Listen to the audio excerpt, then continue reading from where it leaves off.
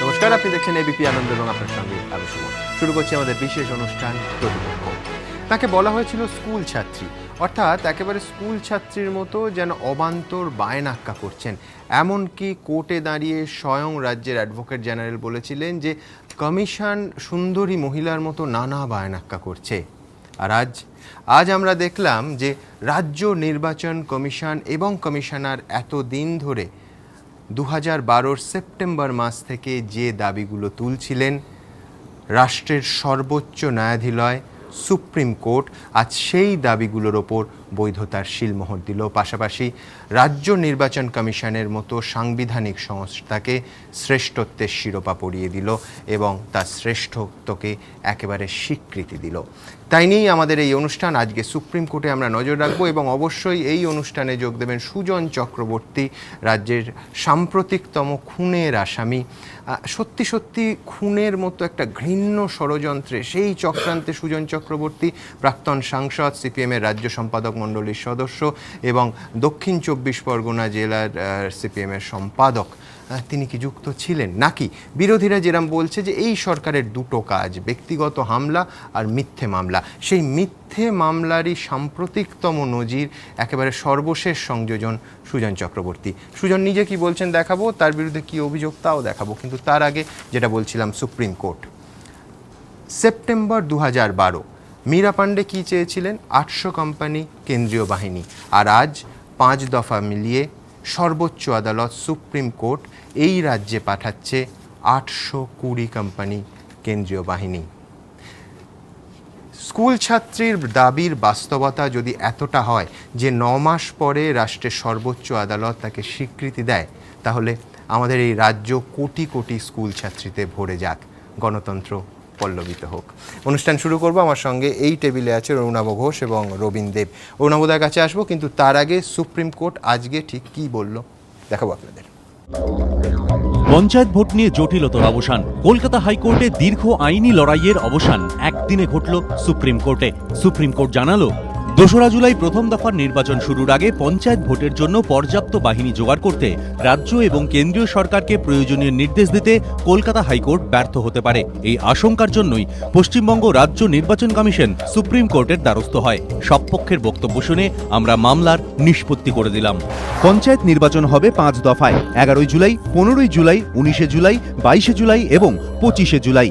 প্রথম দফায় অর্থাৎ 11 জুলাই ভোট হবে পুরুলিয়া, বাঁকুড়া ও পশ্চিম মেদিনীপুরে। কেন্দ্র দেবে 15,000 নিরাপত্তারক্ষী, 35,000 নিরাপত্তারক্ষী দেবে রাজ্য সরকার। দ্বিতীয় দফায় অর্থাৎ 15 জুলাই পূর্ব মেদিনীপুর, হুগলি এবং বর্ধমানে ভোট হবে। কেন্দ্র দেবে 15,000 নিরাপত্তারক্ষী, রাজ্য দেবে 35,000। তৃতীয় দফায় অর্থাৎ 19 জুলাই হাওড়া, উত্তর 24 পরগনা এবং দক্ষিণ 24 পরগনায় ভোট হবে। কেন্দ্র দেবে 25,000 কেন্দ্রীয় বাহিনী, 35,000 নিরাপত্তারক্ষী দেবে রাজ্য সরকার। চতুর্থ দফায় অর্থাৎ 22 জুলাই মালদা, নদিয়া, মুর্শিদাবাদ এবং বীরভূমে ভোট হবে। কেন্দ্র দেবে 25,000 বাহিনী, রাজ্য দেবে 35,000 বাহিনী। পঞ্চম দফায় অর্থাৎ 25 জুলাই কোচবিহার, জলপাইগুড়ি এবং 2 দিনাজপুরে ভোট হবে। কেন্দ্র দেবে 2,000 কেন্দ্রীয় বাহিনী, রাজ্য দেবে 35,000 নিরাপত্তারক্ষী। বিজেন্দ্র সিংহ, এবিপি আনন্দ, নয়াদিল্লি। রাজনীতিবিদরা হয়তো বলবেন মানুষের জয়, কিন্তু এই সুপ্রিম কোর্টের রায় নিঃসন্দেহে জয় পেল রাজ্য নির্বাচন কমিশন। কত বড় ধাক্কা রাজ্য সরকারের কাছে দেখাবো। রাজ্য নির্বাচন কমিশন আসলে ভোটই করতে চায় না, নানা অজুহাতে কমিশন ভোট পিছিয়ে দিচ্ছে। কলকাতা হাইকোর্টে পঞ্চায়েত মামলা চলাকালীন একাধিকবার এই সওয়াল করেন অ্যাডভোকেট জেনারেল সহ রাজ্য সরকারের আইনজীবীরা। আদালতের বাইরে একই অভিযোগ করেছেন তৃণমূলের তাবড় নেতা মন্ত্রীরাও। Central government, election commission, Congress এবং সিপিএম হাতে হাত মিলিয়ে ইলেকশনটা ভেস্তে দেওয়ার চেষ্টা করেছিল। মীরা পাণ্ডে যে ইলেকশনটা করবো না বলেছিল, সেটা জায়গাটা রইল না। কলকাতা হাইকোর্টে রাজ্য নির্বাচন কমিশন যে হলফনামা পেশ করেছে সেখানে যে সমস্ত সরকারি নথিপত্র চিঠি চাপাটি যুক্ত করা হয়েছে তাতে অবশ্য শুরু থেকেই উঠে এসেছে উল্টো ছবি। ভোট করতে চেয়ে গত বছর 11ই এপ্রিল সরকারকে প্রথম চিঠি লেখে কমিশন। 3রা জুলাই একই অনুরোধ জানিয়ে ফের চিঠি দেয় কমিশন। গত বছর অগাস্ট পর্যন্ত তার কোনো উত্তরই দেয়নি রাজ্য সরকার। এরপরও অগাস্ট, সেপ্টেম্বর, অক্টোবর মাসে ধারাবাহিকভাবে কমিশন চিঠি লিখেই চলে, সরকারকে অনুরোধ করে কোন সময়ে কত দফায় ভোট করা যায় সরকার তার পরামর্শ দিক কমিশনকে। কিন্তু শুরু থেকেই অবস্থানে অনড় থেকেছে রাজ্য সরকার। কমিশনের মতামতকে গুরুত্ব না দিয়েই জানিয়ে দেওয়া হয়েছে একাধিক নয়, সরকার ভোট চায় এক দফায়। বাহিনী নিয়েও শুরু থেকেই সরকারের বিরুদ্ধে অসহযোগিতার অভিযোগ করেছে কমিশন। গত বছর 27শে সেপ্টেম্বরই মুখ্য সচিবকে চিঠি লিখে রাজ্য নির্বাচন কমিশনার মীরা পাণ্ডে জানিয়ে দেন পঞ্চায়েত ভোটে 800 কোম্পানি কেন্দ্রীয় বাহিনী প্রয়োজন। অথচ শুরু থেকেই সরকারের দাবি কেন্দ্রীয় বাহিনীর প্রয়োজন নেই, ভোট করতে রাজ্যের কাছেই পর্যাপ্ত পুলিশ রয়েছে। নির্বাচন প্রক্রিয়া শুরু হয়ে যাওয়ার পর পুলিশ এবং প্রশাসন কার নিয়ন্ত্রণে থাকবে এ প্রশ্ন নিয়েও শুরু থেকেই কমিশনের সঙ্গে বিবাদের রাস্তাতেই হেঁটেছে সরকার। কমিশন চিঠি দিয়ে সরকারকে জানায় নির্বাচন প্রক্রিয়া চলাকালীন পুলিশ ও প্রশাসন তাদের নিয়ন্ত্রণেই থাকবে। পাল্টা চিঠি দিয়ে কমিশনের দাবি উড়িয়ে দেয় সরকার। অথচ শুক্রবার রাজ্য সরকারের সব ওজোর, আপত্তি, অজুহাতকে নাকচ করে দিয়ে কমিশনের সাংবিধানিক অধিকার এবং এখতিয়ারকে ফের একবার সুপ্রতিষ্ঠিত করে দিল দেশের সর্বোচ্চ আদালত। সংবিধানের জয়। এই যে সংবিধানে স্টেট ইলেকশন কমিশনকে যে মর্যাদা দেওয়া হয়েছে যে তারই আধিপত্য রয়েছে ইলেকশনের ব্যাপারে, পঞ্চায়েত ইলেকশনের ব্যাপারে, এটা সুপ্রিম কোর্টের রায়ে পরিষ্কার হয়ে গেল আজকে। সুপ্রিম কোর্টের এদিনের নির্দেশের পর রাজ্য নির্বাচন কমিশনার মীরা পাণ্ডেও খুশি গোপন করেননি। তিনি জানিয়েছেন সুপ্রিম কোর্টের রায়ে আমরা খুশি। কেন্দ্রীয় বাহিনী দিয়ে 5 দফায় ভোট চেয়েছিল কমিশন, সুপ্রিম কোর্ট সেই নির্দেশই দিয়েছে। নির্বাচন কমিশনের আইনজীবী এবং খোদ কমিশনারের এই প্রতিক্রিয়া স্বাভাবিক বলেই মনে করছেন সংবিধান বিশেষজ্ঞরা। তারা মনে করছেন এদিনের নির্দেশের মধ্যে দিয়ে সুপ্রিম কোর্ট বুঝিয়ে দিয়েছে নির্বাচন পরিচালনার ক্ষেত্রে কমিশনের সিদ্ধান্তই চূড়ান্ত। প্রাক নির্বাচন ও নির্বাচন পর্বে রাজ্যের আইন শৃঙ্খলা পরিস্থিতি নিয়ে কমিশনের মতামতই চূড়ান্ত। নির্বাচন পরিচালনার কাজে কত পুলিশ এবং প্রশাসনের আধিকারিককে কাজে লাগানো হবে তাও ঠিক করবে কমিশনই। রাজ্য সরকার কমিশনের নির্দেশ মানতে বাধ্য। বাহিনীর হিসেব পরিষ্কার হওয়ার পর তার পরিপ্রেক্ষিতে ক দফায় নির্বাচন হবে কমিশনই সেটা ঠিক করবে। কোন দফায় কোন জেলায় ভোট হবে তাও ঠিক করবে কমিশনই। প্রতিটি ক্ষেত্রে রাজ্য সরকার তার মতামত দিতে পারে, কিন্তু কমিশনের সিদ্ধান্তই চূড়ান্ত। সুপ্রিম কোর্টের এদিনের নির্দেশে আরও একটি নজির তৈরি হলো বলে মনে করছে সংশ্লিষ্ট মহল। তাদের মতে সংশ্লিষ্ট রাজ্য সরকারের আপত্তি থাকতে পারে, কিন্তু ভবিষ্যতেও পশ্চিমবঙ্গে পঞ্চায়েত এবং পুর নির্বাচন কেন্দ্রীয় বাহিনী দিয়েই হবে। ধ্রুবজ্যোতি প্রামাণিক, এবিপি আনন্দ। আহা, সব রায় যদি এরকম হতো যে দুপক্ষই বলছেন যে তারা খুশি এবং তাদের জয় হয়েছে, রাজ্য সরকার খুব স্পষ্টতই তাদের যা অবস্থান ছিল এবং শুরু থেকে শেষ অবধি সেই অবস্থানের সঙ্গে এই রায় একেবারে সঙ্গতিপূর্ণ নয়, তা সত্ত্বেও রাজ্যের পঞ্চায়েত মন্ত্রী সুব্রত মুখোপাধ্যায় বলছেন এ তার জয়, তাদের জয়। কমিশন চেয়েছিল ইলেকশন না হচ্ছে, আচ্ছা ইলেকশন হচ্ছে, এইটা আমার কাছে সবচেয়ে বড় খবর এবং আমরা খুশি যে অনেক প্রতিবন্ধকতা করতে চেষ্টা করেও এর পেছনে সিপিএম আছে, কংগ্রেস আছে এবং ইলেকশন কমিশন আছে, কিন্তু তা সত্ত্বেও ইলেকশন আটকাতে পারেনি এবং যারা ইলেকশনে অলরেডি নমিনেশন দিয়েছে বা জিতেছে সেটাকেও স্ট্যান্ড রেখে দিয়েছে। ফলে আমরা বাকিটুকুনি এই রমজানটার জন্য আমাদের একটু আপত্তি ছিল, কিন্তু আমাদের সে আপত্তির কথা আমরা জানিয়েছিলাম সুপ্রিম কোর্টে, কিন্তু সুপ্রিম কোর্ট যারা রায় দিয়েছে সেটাই মেনে নিয়েছে। অন্যকথা, কিছুক্ষণের জন্য আপনার কংগ্রেস নেতা সত্তাকে ঘুম পাড়িয়ে দিন, আইনজীবী সত্তা কি বলছে, এই রায়কে কি চোখে দেখছেন? আমি আবার একটু at the cost of repetition আমি আগে একটা গল্প বলতাম, সেটা বলি।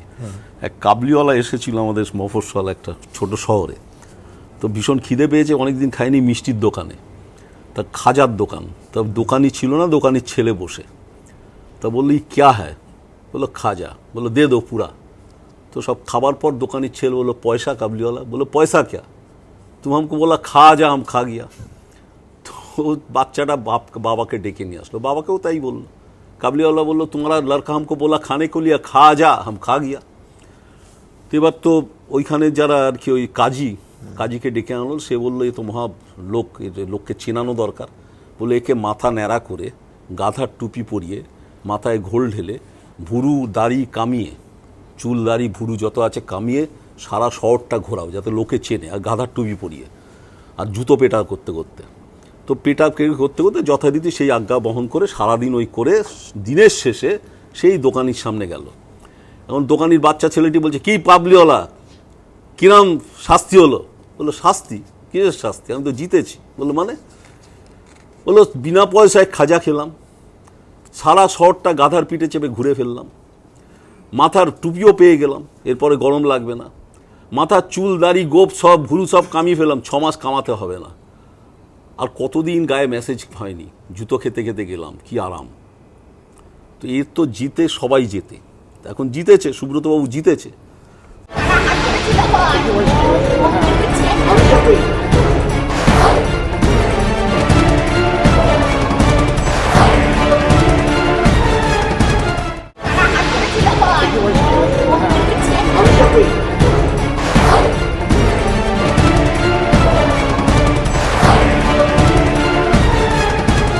প্রথম দিন থেকে আপনি দেখবেন প্রত্যেকটা স্ট্যান্ডে প্রথমে বললো কেন্দ্রীয় দরকার নেই, কেন্দ্রীয় বাহিনীর দরকার নেই, কেন্দ্রীয় বাহিনী দরকার নেই। আসল ইলেকশন কমিশন কি বলেছে? বললো আমার দরকার হলো সুষ্ঠুভাবে নির্বাচনটা করা, তাদের 2টো পুলিশ হলেও হবে, 4টে পুলিশ হবে, কিন্তু যেটুকু জরুরি সেইটুকু আমায় দিতে হবে। সেকেন্ড বললো যে কোর্টে, আমি বলছি একটার পর একটা স্টেপ কীভাবে পেয়েছে, 1 দফা না 2 দফা ইলেকশন, 2 দফা। একটা প্রথমে কংগ্রেসের 3টে জেলা, বাদ বাকি আরেক দিন 14টা জেলা আলাদা, সেটা গেল। তারপর বললো 2 দফা, 3 দফায়। এবার যখন বললো যে কেন্দ্রীয় বাহিনী, বললো কেন্দ্রীয় বাহিনী দরকার নেই, আমি অন্য স্টেট থেকে নিয়ে আসবো। অন্য স্টেট থেকে কিন্তু সেইভাবে এগোলেন না, বা এগিয়েছেন পাননি। আমি অন্তত সেরকম চেষ্টা দেখিনি, কেউ দেখেনি যে স্পেসিফিক্যালি সারা ভারতবর্ষের কোথাও বলেছে ভাই পাঠাও। ওই আসাম ফাসামে বলেছে, পাঠাইনি, যাই হোক। কোর্টে দাঁড়িয়ে বললো যে ঠিক আছে, ডেফিসিটটা কেন্দ্রীয় বাহিনী হতে পারে, অ্যাডভোকেট জেনারেল। সেই অনুযায়ী চিফ মিনিস্টার লিখে পাঠালেন শিলডেকে, আমাদের স্বরাষ্ট্রমন্ত্রী যেদিনই প্রেসে বললেন এই তো মমতাজি চেয়েছেন, আমি পাঠাবো, সঙ্গে সঙ্গে পরের দিন মুখ্যমন্ত্রী বললেন যে আমি শিলডে সাহেবকে এর জন্য বলিনি, সৈন্য পাঠাবার জন্য, এই আধা সামরিক বাহিনী ইলেকশনের জন্য বলিনি, ভোটের জন্য বলিনি, বলেছি মাওবাদীদের জন্য। হয়ে গেল শেষ। ঝাড়খণ্ড উড়িষ্যার বর্ডারে আলটিমেটলি, ইনফ্যাক্ট তোমাকে বলি, চিফ জাস্টিসও চেষ্টা করেছিলেন লাস্ট অবধি, গালাগাল করে লাভ নেই, আমরা যথেষ্ট সমালোচনা করেছি, আজকে কোর্টেও দেখলাম, কিন্তু এরাও চেয়েছে ইলেকশনটা হোক, গভর্নমেন্ট বলুক। প্রথম দিকে চেয়েছিলেন একটা সুপারভিশনে, বিলম্বিত করেছে, সেটা না হতে পারে, বিশ্বাস করেছে, বিশ্বাস করাটা অন্যায় নয়। আমি অ্যাডভোকেট জেনারেল বলছি, কোনোদিন হয়েছে অ্যাডভোকেট জেনারেল বললো কেন্দ্রীয় বাহিনী আসবে, পরের দিন মুখ্যমন্ত্রী বললেন আসবে, তারপর দিন বললেন না আমি মাওবাদীদের জন্য বলেছি। এই ধরনের সিচুয়েশন কোর্ট কোনোদিন ফেস করেনি। কোর্টকে গালাগাল করে লাভ নেই, কোর্টকে হয়তো বিলম্বে, তো আমি তো সবচেয়ে বেশি ক্রিটিসাইজ করেছি কোর্টকে, যে কোর্টের এ ধরনের ঘটনায় নাক গলানোই উচিত না, আইদার বলা উচিত রায়টা ঠিক, সিঙ্গেল বেঞ্চের রায়টা, অথবা বেঠিক। এবং আমি আরেকটা জিনিস বলি, মানুষের একটা কিছু ভুল ধারণা আছে, অনেকে বলছেন আচ্ছা ইলেকশন কমিশন তো আগেও যেতে পারতো, বলতে পারতো সেকশন 42 42 ধারাটি অসাংবিধানিক, এটা বলে, যেমন উকিলদের মধ্যে এরকম ধারণা আছে। সুপ্রিম কোর্ট এটা বারে বারে, এটা বেসিক প্রিন্সিপাল অফ ল হলো, যখনই কোনো সংঘাত ঘটবে, সংঘাত মানে আইনি সংঘাত, কোর্টের কাছে 2 দল আসবে আইনি সংঘাত নিয়ে, তখনই সাংবিধানিক ইস্যুগুলো কোর্ট ডিল করবে, তার আগে ডিল করবে না। এক্ষেত্রে আপনি কি বলছেন যে একেবারে আজকে যেমন সুপ্রিম কোর্ট মাননীয় বিচারপতিরা প্রথমেই কমিশনের লয়ার সমরাদিত্য পালের কাছে জানতে চেয়েছেন যে ক দফায় আপনি ভোট চাইছেন, 5 দফা, আচ্ছা 5 দফা, মানে প্রত্যেকটা ক্ষেত্রে এই বিচারদানের একেবারে স্পষ্ট যে নির্বাচন বিষয়ে নির্বাচন কমিশন কি বলছে তার মতটাকে রায়তে তো বটেই, তার আগেও পদ্ধতিতেও সুপ্রিমেসি দেওয়া হয়েছে। দুটো জিনিস বলি, 5 জাজেস বেঞ্চ তো আগে বলেই দিয়েছে যে শেষ কথা বলবে নির্বাচনী কমিশন। দুটো জিনিস আরেকটা ভুল হয়ে গেছিল, অনেক সময় বিশ্বাস করে লোকে ভুল করে, হাইকোর্টও ভুল করেছে, যে কনস্টিটিউশনাল প্রভিশন কনসেন্টের দ্বারা হয় না। আমি যদি আজকে তুমি আর আমি কনসেন্ট করলাম যে আমি তোমায় খুন করে দেবো, তুমি লিখলে ভাই আমার কোনো আপত্তি নেই, 302 ধারা প্রযোজ্য হবে না, এটা হয় না।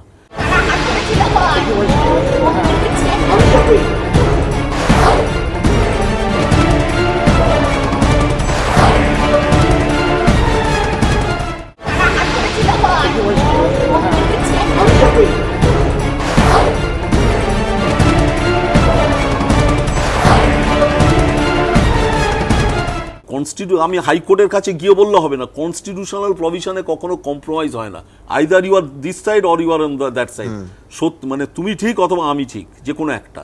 সেই জায়গায় হাইকোর্ট ভেবেছিলেন যদি এই যে আজকে সুপ্রিম কোর্ট যা করলেন, হাইকোর্ট এইটাই তো চেয়েছে, রায় দিয়ে কি হবে? আমার কিন্তু এটা আপনি মানবেন অর্ণবদা, কি দ্রুত আজ সুপ্রিম কোর্টের কালকে শুনানির জন্য উঠেছে, আজকে রায়। হ্যাঁ, সুপ্রিম কোর্টের একটা ব্যাপার আছে, দেখো হাইকোর্ট এর আগে কিন্তু 5 দফা এরকম বলেন, হাইকোর্টের যে বাধ্যবাধকতা আছে সুপ্রিম কোর্টের সেটা নেই। হাইকোর্টের সুপ্রিম কোর্টের হাতে 142 অনুচ্ছেদ আছে, যেখানে for the ends of justice supreme court শেষ কথা বলতে পারে ছোট জায়গায়, আইনের মধ্যে থেকে। হাইকোর্ট দুম করে বলতে পারে না, সেটা বলতে পারে না, যা ইচ্ছে তাই, তাকে বিচার করতে হবে।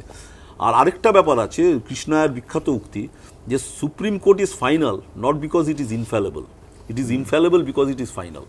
যে সুপ্রিম কোর্ট যে একদম শেষ কথা এই কারণেই যে তার উপরে আর কিছু নেই। সুপ্রিম কোর্ট ভুল করে না তা নয়, ভুল করে না, কিন্তু এই জায়গায় যে ওপরে নেই, সুপ্রিম কোর্টে সেই কনফিডেন্সটা আছে, কনস্টিটিউশনটাকে দিয়েছে। কিন্তু হাইকোর্ট যখনই এই ধরনের রায় দুম করে যদি দিয়ে দিত, সুপ্রিম কোর্ট যেত, তাই জন্য অনেক কিছু চিন্তা একেবারে। আমি রবীন্দার কাছে আসবো। রবীন্দা, একেবারে ব্যবহারিক পার্টে আসি, সেটা হচ্ছে এই রাজ্যে 30% মানুষ প্রায় সংখ্যালঘু, রমজান মাস শুরু হচ্ছে 10 তারিখ থেকে, এই প্রায় পুরো নির্বাচনটাই রমজান মাসের মধ্যে হচ্ছে, এর দায় কে নেবে? দেখুন, 17ই মে যখন সর্বদলীয় মিটিং হয়েছিল, তখন যখন ডেটটা এভাবে করা হয়েছিল, তখন 10ই জুলাইটাও ছিল। একদিকে বললাম রথযাত্রা, আমি বললাম চাঁদ যদি দেখার উপর রমজান নির্ভর করে, যেহেতু 9ই আগস্ট ঈদ ডিক্লেয়ার্ড আছে, তাহলে 10 তারিখও হতে পারে। ওরা তখন আমাকে পার্থ চ্যাটার্জি আর সুব্রত বক্সী বলে, না না, যা হাইকোর্ট করে দিয়েছে তাই করতে হবে, নো কনসিডারেশন। আলটিমেটলি পরে বেরিয়ে বুঝেছে এই ব্যাপারটা গন্ডগোল হয়ে গেছে, তখন গিয়ে আলাদা করে মিরাট পান্ডেকে বললেন যে 10 তারিখটা চেঞ্জ করতে আমাদের আপত্তি নেই, 9 তারিখ করুন। এখন আজকেও দেখলাম পরে বলছেন এখন যে ওখানে রমজান চলছে, উল্টো রথ আছে পিরিয়ডের মধ্যে। কিন্তু অদ্ভুত কি জানেন, ওদের যে প্রতিনিধি যিনি আজকে সওয়াল করেছেন, এই যে রামস্বামী, সরি গোপাল সুব্রমণিয়াম, গোপাল সুব্রমণিয়াম, উনি কিন্তু প্রথমে এগ্রি করে গেছেন, শুধু দুটো আপত্তি করেছেন। একটা হচ্ছে 10 তারিখ রথযাত্রা, আরেকটা হচ্ছে 21শে জুলাই ওনার মিটিং আছে, একদম সভা আছে। নির্লজ্জ একেবারে। ওই যে ও একটু আগে গল্প, আপনাকে বলে রাখি, তখন মাননীয় বিচারপতিরা জানতে চান যে কি সভা রথযাত্রার ব্যাপারটা কি, তখন তাকে বলা হয়, কিন্তু সেই পর্যায়ে আপনি ঠিকই বলেছেন, আমাদের যে প্রতিনিধি ছিল রমজানের উল্লেখ করা হয়, রমজানের উল্লেখ করেনি। এখন মুশকিল হচ্ছে এরা কখন কি বলে। এই যে সুব্রত মুখার্জি এসব বলছেন, এখন জয় রবীন্দ্র ডেট ফাইনাল হয়েছিল তখন রথযাত্রার আগে, 6, 10, 14, 18, 21 অথবা 22। এই তো 21 অথবা 22, 21টাকে 22 করলো, কারণ হচ্ছে 21 হচ্ছে ওনাদের একেবারে কল্যাণ ব্যানার্জি এবং সুব্রমণিয়াম বললেন যে 10 হচ্ছে রথযাত্রা, 21 হচ্ছে সভা। দলীয় র্যালিটা হচ্ছে ইম্পর্টেন্ট, নট দ্য রমজান। রমজানটা ইম্পর্টেন্ট নয়। এবং আরো ভয়ঙ্কর হচ্ছে, দেখুন এই সুব্রত মুখার্জি আজকে কিরকম বলছে জয়, কিন্তু আজকে মিষ্টি খাচ্ছে না।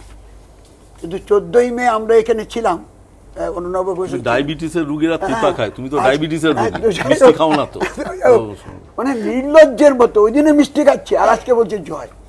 কিসের জয়? সেটা হচ্ছে গত 12 মে মাস 2012 থেকে ইলেকশন কমিশন চিঠি দিয়ে আসছে।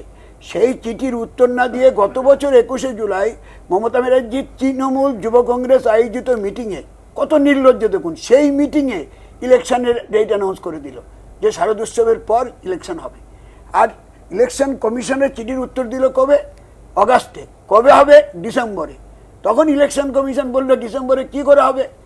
25শে সেপ্টেম্বর অল পার্টি মিটিং হলো, 30শে আগস্ট থেকে ভোটার তালিকা সংশোধনের প্রক্রিয়া শুরু হলো, 14ই সেপ্টেম্বর নোটিফিকেশন হলো, 18ই সেপ্টেম্বর অল পার্টি মিটিং ডাকা হলো, 25শে সেপ্টেম্বর মিটিং হলো।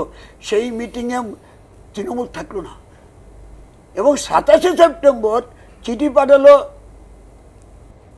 চিফ ইসিআইয়ের কাছে যে ভোটার তালিকা সংশোধনের কাজ বন্ধ রাখতে।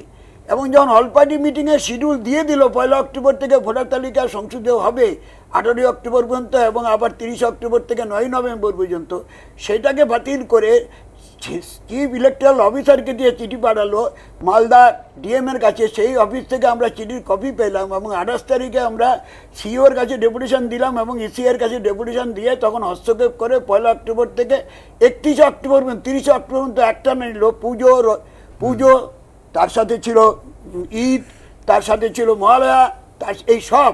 রবীন্দ্র, মাননীয় মুখ্যমন্ত্রী রোজ বলছেন, আজও বলেছেন, গতকালও বলেছেন যে তারা ভোট চান, আপনারা চান না বলে কোর্টে গেছেন। কথাটাই তো বলছি, এই কথাটাই এবং চক্রান্ত, নির্বাচন কমিশন, বামেরা, কংগ্রেস সব মিলে চক্রান্ত করে ভোট পিছিয়ে দিচ্ছে। কথাটাই তো এখানেই বলছি, আমার কথাটা একটু শুনবার চেষ্টা করুন, যে মাননীয় মুখ্যমন্ত্রী যদি শুনেন আরো ভালো হয়, বা তার দলের, বা বিশেষ করে সুব্রত মুখার্জি, কারণ তিনি তো একটা ছোট জগন্নাথ ছিলেন আসলে। তাকে যেভাবে রবীন্দ্র, একটা জিনিস আমার মনে হয় যেটা আমার একটা দিকে রেসপেক্ট জাগিয়ে তুলেছে মীরা পান্ডের প্রতি, নট দ্যাট যে আমাদের পক্ষে বা আমার যা মনে করি সেটা বলছে, নট দ্যাট তিনি কিন্তু কোনো খারাপ কথা একটাও বলেন, আমি সেই জন্যই বলছি। কিন্তু তার সম্বন্ধে যেভাবে মিটই করেনি, হাতে গুনে বলা যায় কতবার মিট করেছে। আসছি, কিন্তু আমার কথাটা ওইটা বলো, ডেট তো সবাই জেনে গেছে। ডেট না হচ্ছে, কারণ মুখ্যমন্ত্রী কালকেও জনসভায় বলেছেন 2 বছর ধরে ওনারা নির্বাচন চাইছেন, আর আমরা বামপন্থীরা বিরোধীরা 2 বছর ধরে বিরোধিতা করছি। কিভাবে সংবিধানটা হচ্ছে, আমাদের সংবিধানে রয়েছে 5 বছরের মধ্যে অন্তর নির্বাচন, মেয়াদ ফুরাবার আগে নির্বাচন হবে, কিন্তু বেশি আগে হতে হবে না, কারণ মেয়াদ শেষ হওয়ার পর অসুবিধা হয় না। আমার কথা শেষ করতে দাও, তুমি এই পয়েন্টটা অন্তত তোমার প্র্যাকটিক্যাল নলেজটা একটু কম আছে এই ব্যাপারটা, তুমি আইনগতভাবে যে প্র্যাকটিক্যাল নলেজটা হচ্ছে এখানে, বটেই তো এটা রবীন্দ্র বলে ভোটার তালিকা, রবীন্দ্রকে বন্ধুত্ব এখন এরকম ধরনের কথা, বন্ধুত্ব নাকি, এটা বন্ধুত্ব, আপনাদের বন্ধুত্ব অনেকটা দীক্ষিত, ওটা বুঝবে না, তোমার ওটা মাথায় ঢুকবে না, তোমার মাথায় সব ঢুকলে অন্যরকম হতো। সেই জন্যই বলছি যে আমার কথা যে ডেটটা, এই জন্য আমি ডেটটা বলছি। তারপরে ভোটার তালিকা প্রকাশিত হলো, তারপর এর মাঝখানে গেছে ডিলিমিটেশন, মাঝখানে গেছে সংরক্ষণ, মাঝখানে গেছে এরকমভাবে আসন মানে পদাধিকার সংরক্ষণ, এবং ভোটার তালিকা কবে উনি জানেনই না। ভোটার তালিকা কবে গ্রাম পঞ্চায়েত ভিত্তিক হয়েছে? 15ই মার্চ। 18ই মার্চ হচ্ছে আমাদের হাতে এসছে, আর উনি বলে গেলেন যখন নাকি সেপ্টেম্বরে জুলাই মাসে বললেন ডিসেম্বরে এই অক্টোবরে নির্বাচন হবে পুজোর পর, তারপরে বললেন চিঠি দিয়ে জানালেন ডিসেম্বরে, তারপর থেকে বলতে শুরু করলেন আমরা ফেব্রুয়ারিতে চাই। ইলেকশন কমিশন প্রশ্ন করলো আপনি ফেব্রুয়ারিতে নির্বাচন করলে তো মারামারি লাঠালাঠি রক্তারক্তি হবে, কারণ যারা নির্বাচিত হয়ে থাকবেন আর যারা নির্বাচিত আছেন তারা তো দায়িত্ব পাবেন হচ্ছে জুনের পর, এই 25শে জুনের পর, এই কাল থেকে শুরু হয়েছে, যার জন্য এখন একটা অচল অবস্থা তৈরি হয়েছে। কারণ গ্রাম পঞ্চায়েতের প্রধান কাল থেকে দায়িত্ব বুঝিয়ে দিতে হচ্ছে। এই সমস্ত বিষয়টাকে কোনো হোমওয়ার্ক না করে মমতা ব্যানার্জি তার জেদ বজায় রাখবার জন্য তিনি এবং সুব্রত মুখার্জি যা কাজ করেছেন সমস্তটা দায় চাপিয়েছেন প্রথম ইলেকশন কমিশনের কাছে। ইলেকশন কমিশন প্রতিটি ক্ষেত্রে, কারণ প্রতিটি ক্ষেত্রে এই কারণে বলি, আমার কাছে আপনি যদি চান আমি কাগজ দিয়ে দেবো, সমস্ত ডকুমেন্ট রয়েছে প্রতিটি পর্যায়ে। ইসিআই যে স্টেজটা ছিল 21শে জানুয়ারি পর্যন্ত, বাকিটা চলে এলো স্টেট ইলেকশন কমিশন আওতায়। স্টেট ইলেকশন কমিশন সমস্ত রকমের চেষ্টা করে নির্বাচন করার জন্য চাইলেন। সরকার কি বললো? 1 দফায় বেশি নির্বাচন হবে না। তারপরে একদিনে 3 দফা নির্বাচন অ্যানাউন্স করলেন, প্রথম 2 দফা করলেন 14 আর 3, যেটা অরুণাভ বলেছে, তারপরে আবার একদিনে 3 বার আমি একটা অ্যাড করি রবীন্দ্র, একটা জাস্ট ওয়ান, যেটা বলছি যে কনস্টিটিউশনাল ফিগার যেমন বিচারপতি কি এদের পার্সোনাল অ্যাটাক করলেন, এদের ফোরামটা নিয়ে উত্তর দেবার। আমি ওকে সিপিএম এর দালাল বলছি, বলছি ইট ইজ ভেরি ডিফিকাল্ট একজন কনস্টিটিউশনাল ফিগারের পক্ষে বলা। আমি তাই বলছি সমস্ত রাজনৈতিক দলকেই বলি। না 1 মিনিট রবীন্দ্র, কাদের বলছেন? না যারা আগে টিএন সেশনকে ওই ভাষায় যারা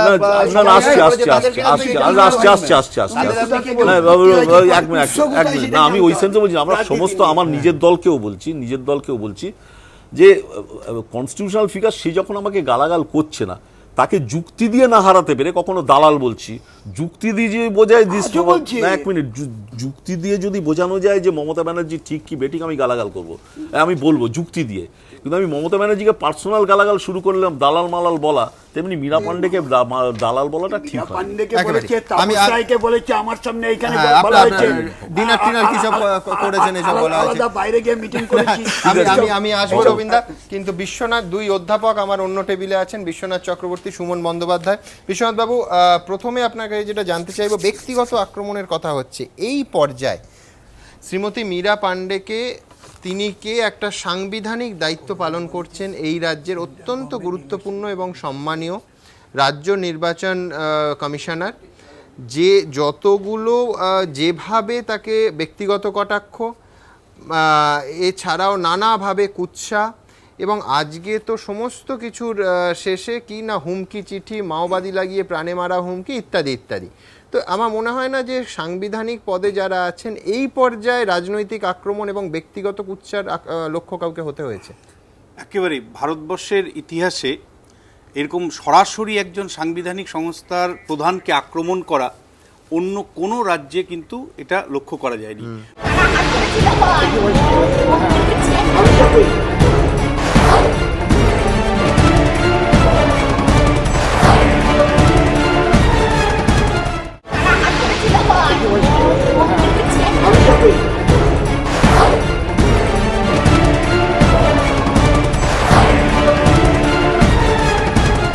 আমি বলছি যে অনেক সময় প্রতিষ্ঠানের বিরুদ্ধে লড়াই হয়েছে, যেমন এক সময় আকাশবাণীর বিরুদ্ধে বামেরা লড়াই করেছে, অথবা দূরদর্শনের বিরুদ্ধে লড়াই করেছে, কিন্তু একটা সাংবিধানিক প্রতিষ্ঠান তার প্রধানের বিরুদ্ধে সরাসরি ব্যক্তিগত যে আক্রমণে যাওয়া, সেই ব্যক্তিগত আক্রমণে সেখানেও ইলেকশন কমিশন ছিল, কিন্তু যে ভাষা, আমি বলছি ওনাকে বলতে দাও, যে ভাষা ব্যবহার করেছে, ধরুন কেউ মারা গেলে তার লাশ নিয়ে যাওয়া হবে, সরাসরি বলা হচ্ছে যে সিপিআইএম এর পার্টি অফিসে বসে ড্রাফট করা হয়েছে, একেবারে সরাসরি যেভাবে পার্সোনাল অ্যাটাক করা হয়েছে।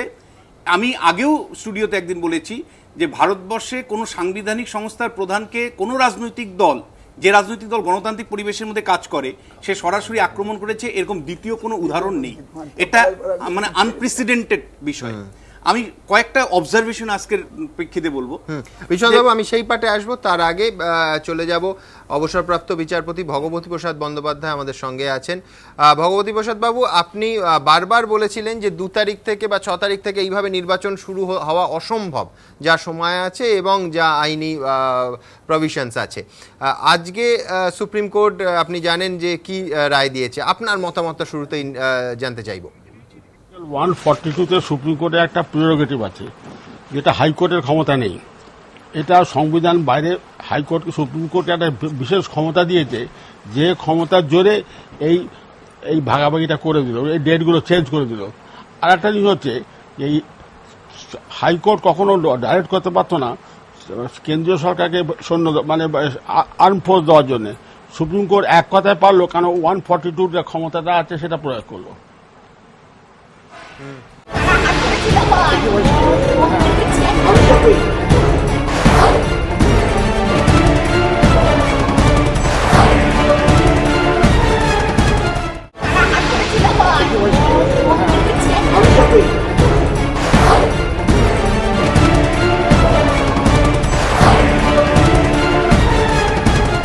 ভগবতী প্রসাদ বাবু, আপনার কি মনে হয় যে এই যে সাংবিধানিক প্রতিষ্ঠান রাজ্য নির্বাচন কমিশন, তার যে সুপ্রিমেসি, শ্রেষ্ঠত্ব, সেটা আজকে বৈধতা পেল, আরেকবার মানে পুনঃপ্রতিষ্ঠিত হলো, আমরা বলতে পারি? পুনঃপ্রতিষ্ঠিত কারণ হচ্ছে, শুনুন, সংবিধান আছে, সংবিধানের ব্যাখ্যাটা যদি কেউ ভুল করে, সেটা যে ভুল ব্যাখ্যা করে তার দোষ, সংবিধানের দোষ না। আজকে সুপ্রিম কোর্টে যেটা করলো, সুপ্রিম কোর্টের 5-6টা রায় ছিল, সে রায়তে একই কথা বলা হয়েছে, কিন্তু জানি না পশ্চিমবাংলা আমাদের মাননীয় বিচারপতিরা এবং যারা আইনজীবীরা ছিলেন, তারা সেইটা কেন উল্লেখ করলেন না, এবং সুপ্রিম কোর্ট দেখলেন মাত্র 15 মিনিটের মধ্যে সমস্যার সমাধান করে দিল। ভগবতী প্রসাদ বাবু, আপনার কাছে আরেকটা জিনিস জানতে চাইবো যে পঞ্চায়েত অ্যাক্ট 2003 যেটা, তাতে নির্ঘণ্ট ঘোষণার কথা আছে, দায়িত্ব আছে যে অবশ্যই রাজ্য নির্বাচন কমিশনের সঙ্গে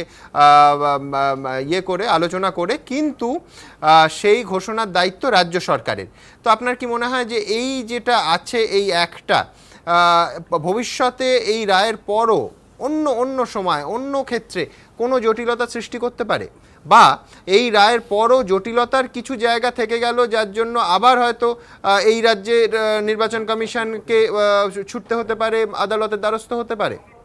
কারণ হ্যাঁ পারে, কারণ হচ্ছে 42 নম্বর ধারা আমার মতে সংবিধান বিরোধী। কেন যে 243K-তে যে ক্ষমতাটা দেওয়া হচ্ছে ইলেকশন কমিশনকে, সেকশন 42টাতে সে ক্ষমতা খর্ব করা হচ্ছে। আর আরেকটা জায়গায় দ্বন্দ্বের অবকাশ থেকে যাচ্ছে, সেটা হচ্ছে পুলিশ এবং আমলা নির্বাচন চলাকালীন কার দায়িত্বে থাকবে। আপনি জানেন এ নিয়ে একটা রাজনৈতিক বিতর্ক বেঁধেছিল, প্রশাসনিক বিতর্ক বেঁধেছিল। তো এক্ষেত্রে এই রায়ের পরেও কি কমিশনকে আবার আরেকবার সুপ্রিম কোর্টের দ্বারস্থ হতে পারে? আজকে সমরিত পালকে আমাদের প্রতিনিধি দেবজ্যোতি ঘোষ প্রশ্ন করছিলেন, উনি বলছিলেন যে প্রয়োজন হলে আমরা আবার যাব, যদি আবার কোনো ধরনের জটিলতা অসুবিধে সৃষ্টি হয়, রাজ্য সরকার সৃষ্টি করে, আবার আমরা সুপ্রিম কোর্টের দ্বারস্থ হব। তো আপনার কি মনে হয় সেই ধরনের কোনো সংকটের জায়গা, কোনো সাংবিধানিক সংকট আবার আসতে পারে এই রায়ের পরেও?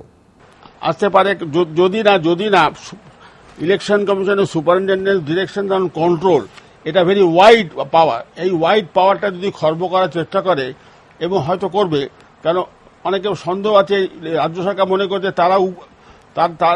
তারা সুপ্রিম ইলেকশন কমিশনের ক্ষমতা যেটা আছে সেটা তারা মানতে চাইছে না। এই ক্ষেত্রে কিন্তু ইলেকশন কমিশনের প্রয়োজনে হয়তো সুপ্রিম কোর্টে আবার দ্বারস্থ হতে পারে। যদিও সংবিধান পরিষ্কার, ব্যাখ্যা পরিষ্কার, সুপ্রিম কোর্টের কতগুলো নজির আছে, সেই নজিরের ব্যাপারটা পরিষ্কার করে আছে। তাতে বলা আছে যে সুপারিনটেন্ডেন্ট কন্ট্রোলস অ্যান্ড এই ক্ষমতাটা wide enough to exercise any power which is not expressly conferred but which is necessary for the purpose of holding the election. Bhagwati Prasad বাবু, আমার শেষ প্রশ্ন, যে আপনার কি মনে হয়, অনেকে আরেকটা মত দিচ্ছেন যে এটা তো ঠিক আছে, নিঃসন্দেহে রাজ্য নির্বাচন কমিশনের বেশ কিছু দাবির বৈধতা এস্টাবলিশ হলো, কিন্তু এই যে পশ্চিমবঙ্গ পঞ্চায়েত আইন 2003 এর 42 নম্বর ধারা, আপনি যেটা বললেন এইমাত্র সংবিধান বিরোধী, এইটাকে চ্যালেঞ্জ করে আরেকবার কমিশনে যাওয়া উচিত, যাতে ওয়ান্স অ্যান্ড ফর অল এই ব্যাপারটা সেটেল করে আর ভবিষ্যতে কোনো জটিলতা ইনকার না করে। আপনার কি মনে হয়? আমার মনে হয় এটা আগেই করা উচিত ছিল, এবং হাইকোর্টের ডিভিশন বেঞ্চে এই পয়েন্টটা তোলা হয়েছিল, সেটা কিন্তু হাইকোর্ট ডিভিশন বেঞ্চের পয়েন্টটা খেয়াল করেননি। ভগবতী বাবু, আমার শেষ প্রশ্ন আরেকবার আপনার কাছে জানতে চাইবো, এই রায়ের প্রেক্ষিতে আপনার মত, আজকে সুপ্রিম কোর্টের রায়ের প্রেক্ষিতে। ইলেকশন কমিশন এই পয়েন্টটা চ্যালেঞ্জ করেছিল, কিন্তু আমার মত হচ্ছে একটা কনস্টিটিউশনাল ক্রাইসিসটা আমরা অ্যাভয়েড করতে পারলাম। তার কারণ আমরা ভয় পাই যারা আইন নিয়ে পড়াশোনা করি, বা যে একটা কনস্টিটিউশনাল ক্রাইসিস যদি হয়, তাহলে 356 এর পাওয়ার স্কোপটা ইউজ করার একটা সুযোগ থাকে সেন্ট্রাল গভর্নমেন্টের, সেটা আমরা চাই না। অনেক ধন্যবাদ আপনাকে, অনেক ধন্যবাদ। আমি যাব, কিন্তু তার আগে রাজ্যের মাননীয় মুখ্যমন্ত্রী মমতা বন্দ্যোপাধ্যায়, তিনি এই রমজান মাসে ভোট নিয়ে আজ এই জনসভায় কিছু মন্তব্য করেছেন। কি বলেছেন তিনি দেখাবো। আমরা চেয়েছিলাম শীতকালে নির্বাচন হোক, আমরা গত 1.5 বছর ধরে চেষ্টা করছি। এখন যে ইলেকশন কমিশনে আছেন, আমি কোনো কথা না বলে পজিশনটা বলছি। সিপিএম যাওয়ার আগে রাজ্য ইলেকশন কমিশনের মেয়াদ ছিল 3 বছর, এর আগে যে 6 বছর পর্যন্ত গেছিল। আর এখন তো তিনি আবার ইলেকশন যখন পর্যায়ে এসে গেছে, আমি কখনো দেখিনি সিপিএম, কংগ্রেস আর বিজেপি এই 3টে দল মিলে কখনো বলছে ইলেকশন বাতিল করো, কখনো বলছে রমজান মাসে ইলেকশন করো, কখনো বলছে বন্যার মধ্যে ইলেকশন করো, কখনো বলছে রাজ্যের মধ্যে ইলেকশন করো।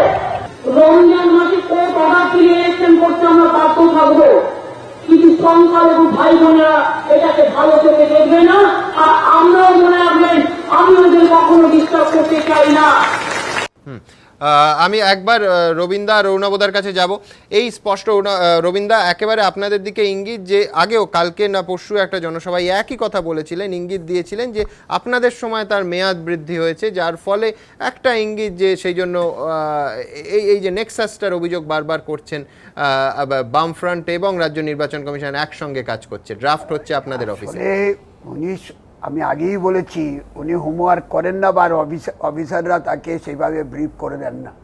নাহলে এটা জানা উচিত, এটা সর্বভারতীয় ডিসিশন, যে হয় 6 বছর আর না হলে 65 বছর, হুইচ এভার ইজ আর্লিয়ার।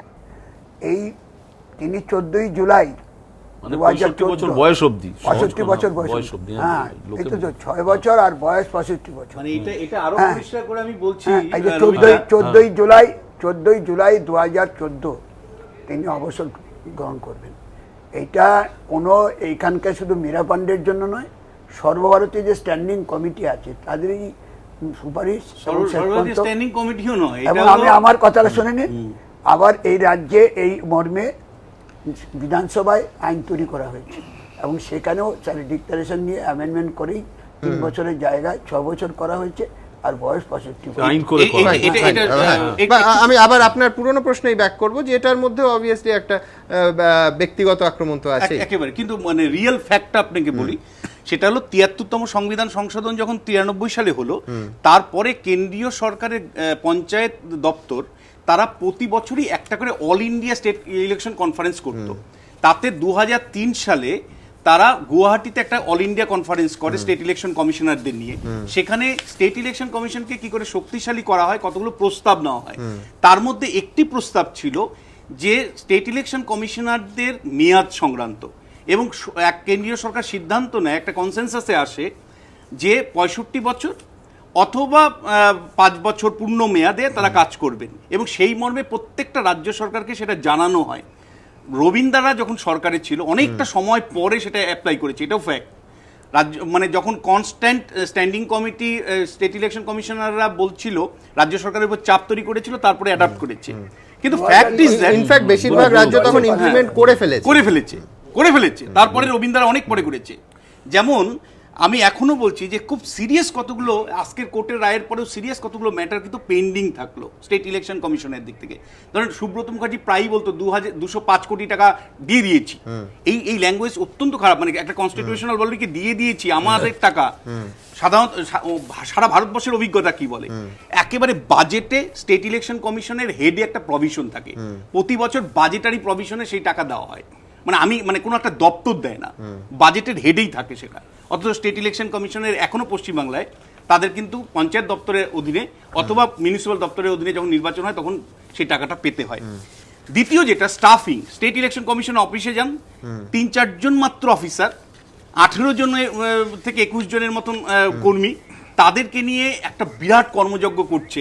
অথচ আপনি ভিন্ন রাজ্যগুলোতে যান, সেখানে কিন্তু বাজেট মানে সেখানে স্টাফের কিন্তু অ্যাডুকুয়েট স্টাফ রাজ্য সরকার দিচ্ছে।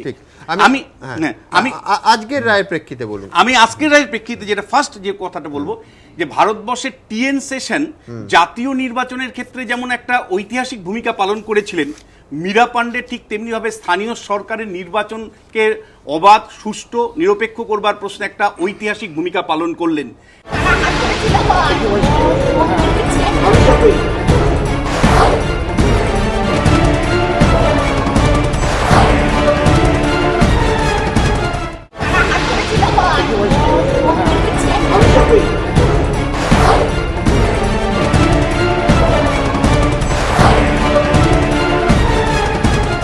মীরা পান্ডের মুখের দিকে তাকিয়েছিল আরো 3টি রাজ্য, তার মধ্যে উড়িষ্যা আমাদের পাশের রাজ্যও ছিল। ফলে সর্বভারতীয় ক্ষেত্রে মীরা পান্ডে স্থানীয় স্তরের গণতন্ত্রকে অবাধ, নিরপেক্ষ করবার জন্য যে একটা অসম লড়াই, সেই ঐতিহাসিক লড়াইটাতে যে জয়লাভ, আমি মনে করি যে আগামী দিনে যে স্থানীয় সরকারের আমরা যারা ছাত্র, স্থানীয় সরকারের শক্তিশালী করবার প্রশ্নে আজকের রায়ের একটা গুরুত্বপূর্ণ ঐতিহাসিক ভূমিকা রয়েছে। দ্বিতীয় যে বিষয়টা আমি বলবো, দেখুন শুরুতে মানে রায়টার যদি আপনি প্রেক্ষিত দেখেন, শুরুতে বেসিক লড়াই কিসের জন্য হয়েছিল? কেন্দ্রীয় বাহিনীর প্রশ্নে হয়েছিল, নিরাপত্তা সুনিশ্চিত করবো। আমি বলেছি অন্য রাজ্যে কিন্তু অনেক ইস্যু নিয়ে আলোচনা হয়েছে, অনেক ইস্যু নিয়ে মামলা হয়েছে, কিন্তু পশ্চিমবাংলায় মামলাটা একটা অদ্ভুত। সেটা হলো মীরা পান্ডে চান নিরাপত্তা সুনিশ্চিত করতে, মীরা পান্ডে চান নিরাপত্তা সুনিশ্চিত করবার প্রশ্নে দফা বাড়াতে, অথচ শাসক দল নিরাপত্তার প্রশ্নের সাথে কম্প্রোমাইজ করতে চাইছে না।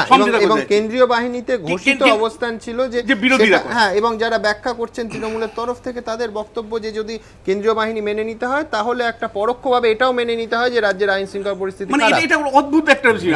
আমার প্রশ্ন হচ্ছে, যখন আমার বিধানসভা নির্বাচন হয় তখন কেন্দ্রীয় বাহিনী আসে না, যে কোনো মানে বিশ্বনাথ বাবু এইখান থেকে আমি 35 কোম্পানি মানে একেবারে হাওড়া তাই তো মানে হাওড়া মানে আমি বলি কেন্দ্রীয় সরকারের তালিকা অনুসারে সবচেয়ে শান্তিপূর্ণ রাজ্য হলো সিকিম। সিকিমের নির্বাচনে কি কেন্দ্রীয় বাহিনী যায় না? তাতে কি রাজ্যের আইন শৃঙ্খলাটাকে ইঙ্গিত করা হয় কিছু? না, এটা একটা অদ্ভুত যুক্তি। না, এখানে আমি একটা উল্টো কথা বলি, সেটা আপনার কি মনে হয় যে এটা একটা মাইন্ডসেট যে লোকসভা নির্বাচন বা বিধানসভা নির্বাচন ইলেকশন কমিশন অফ ইন্ডিয়ার আন্ডারে হচ্ছে, সেটা আমি মানবো, কিন্তু রাজ্য নির্বাচন কমিশন হচ্ছে রাজ্য সরকারের অধীন, আমি যা বলবো তাই করবে, একেবারে মানে উঠতে বসলে উঠবে, বসতে বসলে বসবে। শুরু থেকেই আপনি যদি দেখেন তাহলে মুখ্যমন্ত্রী বা পঞ্চায়েত মন্ত্রী বলছে আমরা নির্বাচন করে দিব, আমরা 3 দফা করে দিলাম, মানে অ্যাজিভ যেন নির্বাচনটা রাজ্য সরকার করবে, অ্যাজিভ যেন নির্বাচনটা পঞ্চায়েত মন্ত্রী বা মুখ্যমন্ত্রী করবে, মানে অর্থাৎ মাইন্ডসেটটার মধ্যেই রয়েছিল যে নির্বাচন কমিশন একটা এজেন্সি আমার অধীনে, আমি আমার মতন করে তাকে যেভাবে বলবো সেভাবে সে চলবে।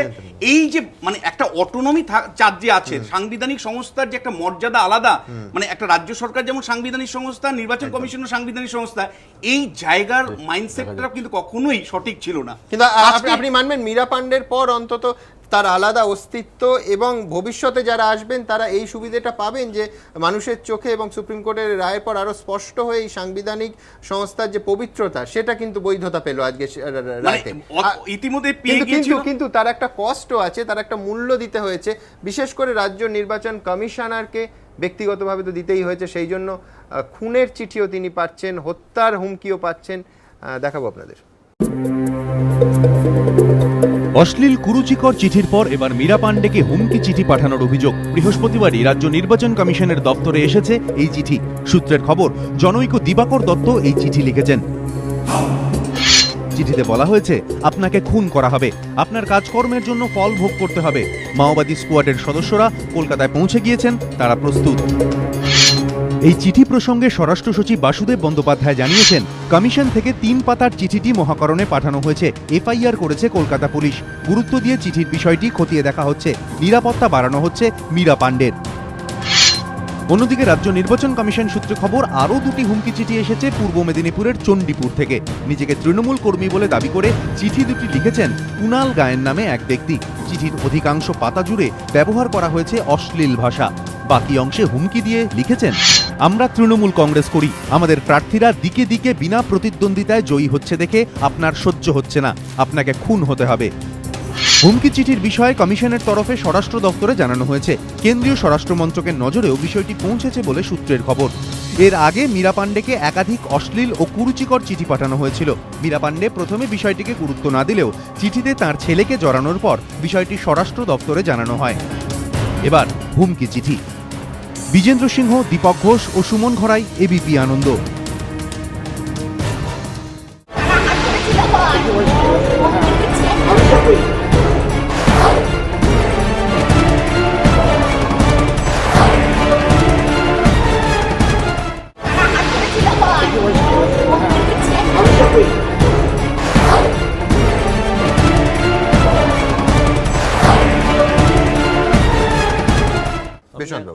যে দুটো পয়েন্টের উপর ভিত্তি করে স্টেট ইলেকশন কমিশন বাধ্য হয়েছিল নির্বাচনে কোর্টে যেতে, একটা হলো বেসিক জিনিস নিরাপত্তা, আর একটা হলো দফার প্রশ্নটিতে। আলটিমেটলি দেখুন, আজকে সুপ্রিম কোর্টের রায়ের পরে প্রথম দফায় 30% কেন্দ্রীয় বাহিনী আসছে, দ্বিতীয় দফায় মোট ফোর্সের 30%, চতুর্থ দফায় 41% আসছে। অর্থাৎ সামগ্রিকভাবে আপনি যদি লক্ষ্য করেন, না আমার আরেকটা ইন্টারেস্টিং ফিগারও আছে যে 800 চেয়েছিলেন সেপ্টেম্বর 2012, 820 পেয়েছে। এইবার যে প্রশ্নটা তাহলে যারা এতদিন বলছিলেন স্টেট ইলেকশন কমিশন এবং ন্যাশনাল কমিশন আলাদা, মানে প্রায় প্রতিদিনই সাংবাদিক সম্মেলন করে যারা বলছিলেন যে ন্যাশনাল ইলেকশন কমিশন একটা আলাদা মর্যাদা, স্টেট ইলেকশন কমিশন আলাদা মর্যাদা, আমরা বারবার যখন বলছিলাম যে স্টেট ইলেকশন কমিশন সংবিধানের 324 নম্বর দ্বারা ন্যাশনাল ইলেকশন কমিশন যে মর্যাদা ভোগ করে একই ভোগ করে, অথচ দেখা গেল যে একটা পলিটিক্যাল কারণ, এই পলিটিক্যাল কারণটা কিন্তু এখন কোনো সময় ম্যাচ করছে যে আজকে পশ্চিমবাংলায় 6200-র উপরে আসনে বিনা প্রতিদ্বন্দ্বিতায় অর্থাৎ নিরাপত্তাহীনতায় অনেকে জয়ী হয়ে গেলেন। আমার প্রশ্ন, কোন দল জয়ী হয়েছে আমার কাছে ইম্পর্টেন্ট নয়, কিন্তু জয়ী হয়ে গেলেন। এই 6200 মানুষ যে মানে বিনা প্রতিদ্বন্দ্বিতায় জয়ী হলেন, সেখানকার সামগ্রিক যদি ভোটার সংখ্যা দেখেন প্রায় 70 লক্ষ, মানে 1000 ফুটের যদি একজন হয়, মানে সেটা সামগ্রিকভাবে 70 লক্ষের কাছে। এই 70 লক্ষ মানুষ ভোট দিতে পারলেন না, অথচ সংবিধান তাকে নাগরিক হিসাবে ভোটাধিকার দিয়েছে, অধিকার সে প্রয়োগ করতে পারলো না। অর্থাৎ পশ্চিমবাংলার 70 লক্ষ মানুষ তার নাগরিক অধিকার প্রয়োগ করবার সুযোগ পেল না। কেন? তার একটা বড় কারণ নিরাপত্তা, অর্থাৎ যখন নমিনেশন সাবমিট হয়েছে তখন যে কোর্ট রায় দিয়েছিল যে নিরাপত্তা দিতে হবে, 32,000 ফোর্স দিতে হবে, সেটা দেওয়া হলো না, 3,800 ফোর্স দিয়ে কোনো রকমের নির্বাচন মনোনয়নটা সম্পূর্ণ করা হলো। তাহলে মানুষ তার নাগরিক অধিকার প্রয়োগ করতে পারলো না। অন্যদিকে স্থানীয় সরকার, যার মূল ভিত্তি হলো মানুষের অংশগ্রহণ, অর্থাৎ পঞ্চায়েত ব্যবস্থার মূল উদ্দেশ্যটা হলো নাগরিকের অংশগ্রহণের মাধ্যমে গ্রামের উন্নতি সাধন করা। তাহলে নাগরিকরা যারা ভোটের অধিকার থেকেই বঞ্চিত হলো, আগামী দিনে তারা কিভাবে এই উন্নয়ন প্রক্রিয়ার সাথে সাইকোলজিক্যালি ইনভলভ হবে? অর্থাৎ একটা বড় অংশ কিন্তু সাইকোলজিক্যালি ইনভলভ হওয়ার সুযোগ থেকে বঞ্চিত হবে। সুমন, ক্যানিং 2 2003 রবীন্দ্রনাথের দৌলতে ওখানে ভোট হয়নি, মানে সমিতি, আমি যা খবরের কাগজে সেখানে একতরফা হয়েছে, একই লোক। 2008-এও একই লোক, 2013 এই লোকগুলো তৃণমূল হয়ে গেল, এবারও একই লোক আনকন্টেস্টেড। তার মানে ওই এলাকায় 15 বছর ধরে মানুষ ভোট দিতে পারছে। এইভাবে মানুষের ভোটাধিকার কেড়ে নেয়। আমি সেইটাই, ক্যানিং 2 নম্বরে এটা যে কনক্লুশন, আমি জাস্ট কনক্লুশন যেটা পার্ট, আজকের রায়ের ফলে আমার মানে একটা দৃঢ় বিশ্বাস তৈরি হয়েছে যে স্টেট ইলেকশন কমিশনাররা যদি মনে করেন যে আমরা ফ্রি অ্যান্ড ফেয়ার ইলেকশন করব, আজকের রায়ের পরে অন্ততপক্ষে সেই দিশাটা তারা পেলেন। অর্থাৎ তারা যদি কখনোই রাজ্য সরকারের দ্বারা হ্যাকেলড হন বা অসহযোগিতা তারা পান, তারা সরাসরি সুপ্রিম কোর্ট বা হাইকোর্টে যেতে পারেন, যেটা আগেও আমরা একাধিকবার বলেছি। এবং সুপ্রিম আজকে আরেকটা প্রশ্ন সুমনদা আসবেই, যতক্ষণ হাইকোর্টে মামলাটা চলছিল তখন কেন্দ্রীয় সরকারের যিনি লয়ার ছিলেন তিনি হাত তুলে দিয়েছিলেন যে কেন্দ্রীয় সরকার ফোর্স দিতে পারবে না, এই অসুবিধা, এই অসুবিধা। আজকে সুপ্রিম কোর্টে গিয়ে সেই কেন্দ্রীয় সরকার বাধ্য হয়েছে এত কোম্পানি ফোর্স দিতে, 800 কোম্পানির উপর ফোর্স দিতে। তার মানে যেটা দাঁড়াচ্ছে যে আলটিমেটলি কিন্তু সুপ্রিম কোর্টে প্রথমে না বলেছিলেন এবং তারপর দিতে বাধ্য হয়েছে। অর্থাৎ হাইকোর্টে যতক্ষণ পর্যন্ত ছিল মামলাটা ততক্ষণ পর্যন্ত কিন্তু কেন্দ্রীয় সরকারও সেইভাবে নড়ে চড়ে বসেনি। যেই মামলাটা সুপ্রিম কোর্টে মীরা পান্ডে নিয়ে গেলেন, তখন কিন্তু কেন্দ্রীয় সরকারও বাধ্য হয়েছে সুপ্রিম কোর্টের যে বিচার চলছিল তার প্রেক্ষিতে সাড়া দিতে। কিন্তু একটা জিনিস আপনি মানবেন যে এর আগেও ওই 5 জন মাননীয় বিচারপতি যে সাংবিধানিক বেঞ্চ, কিষান সিং তোমার আর আহমেদাবাদ মিউনিসিপ্যালিটি, তাতেও কিন্তু পরিষ্কার বলে দিয়েছিলেন যে এই ধরনের বিবাদের ক্ষেত্রে it is not receiving the cooperation of the state government concerned in discharging its constitutional obligation of holding the election to the panchayat and municipalities. It will be open to the state election commission to approach the high courts in the first instance and thereafter Supreme Court for a writ. যার ফলে এই provision ছিল। বলে আজকের রায়ের ফলে কিন্তু আগামী দিনে বিনা প্রতিদ্বন্দ্বিতার স্কোপটা কিছুটা কমবে, মানুষ গণতান্ত্রিক অধিকার প্রয়োগের সুযোগ পাবে, এই আশা অন্তত আমরা করতেই পারি। একেবারে আমরা আজকের এই সুপ্রিম কোর্টের রায় আদালতের ভেতর, এজলাসের ভেতর কোন পক্ষ কি বললেন, কোন পক্ষের আইনজীবীরা কি বিষয়ে মুখ খুললেন দেখাবো আপনাদের। 45 নম্বরে নথিভুক্ত ছিল। শুক্রবার দুপুর 3টের পর সুপ্রিম কোর্টে পঞ্চায়েত মামলার শুনানি শুরু হয়। শুনানির শুরুতেই বক্তব্য পেশ করেন রাজ্য সরকারের আইনজীবী গোপাল সুব্রমণিয়াম। পঞ্চায়েত মামলায় কলকাতা হাইকোর্ট কি বলেছে এবং সেখানে কি হয়েছে তাই তিনি সুপ্রিম কোর্টকে জানান। বলেন, হাইকোর্টে মামলা চলাকালীন সুপ্রিম কোর্টের দ্বারস্থ হয়েছে রাজ্য নির্বাচন কমিশন।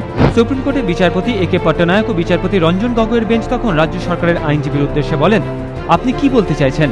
26 তারিখে যখন কমিশন আমাদের কাছে এসেছিল তখনই আমরা বলেছিলাম আমরা ঠিক করে দেবো ভোট কিভাবে হবে, বিষয়টি আমাদের উপরই ছেড়ে দিন। রাজ্য সরকারের আইনজীবী তখন বলেন, নিশ্চয়ই আপনারা অবশ্যই দেখবেন। বিচারপতিরা রাজ্য সরকারের কাছে জানতে চান তারা কত বাহিনী দিতে পারবে।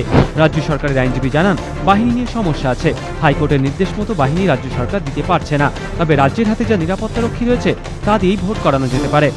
আদালত তখন কেন্দ্রের কাছে জানতে চায় তারা কত বাহিনী দিতে পারবে। কেন্দ্রের আইনজীবী জানান, এই মুহূর্তে উত্তরাখণ্ড, হিমাচল প্রদেশ, জম্মু কাশ্মীর ও অমরনাথ যাত্রার জন্য কেন্দ্রীয় বাহিনী মোতায়েন করা হয়েছে। এর ফলে কেন্দ্রের হাতে বাহিনীর অভাব রয়েছে।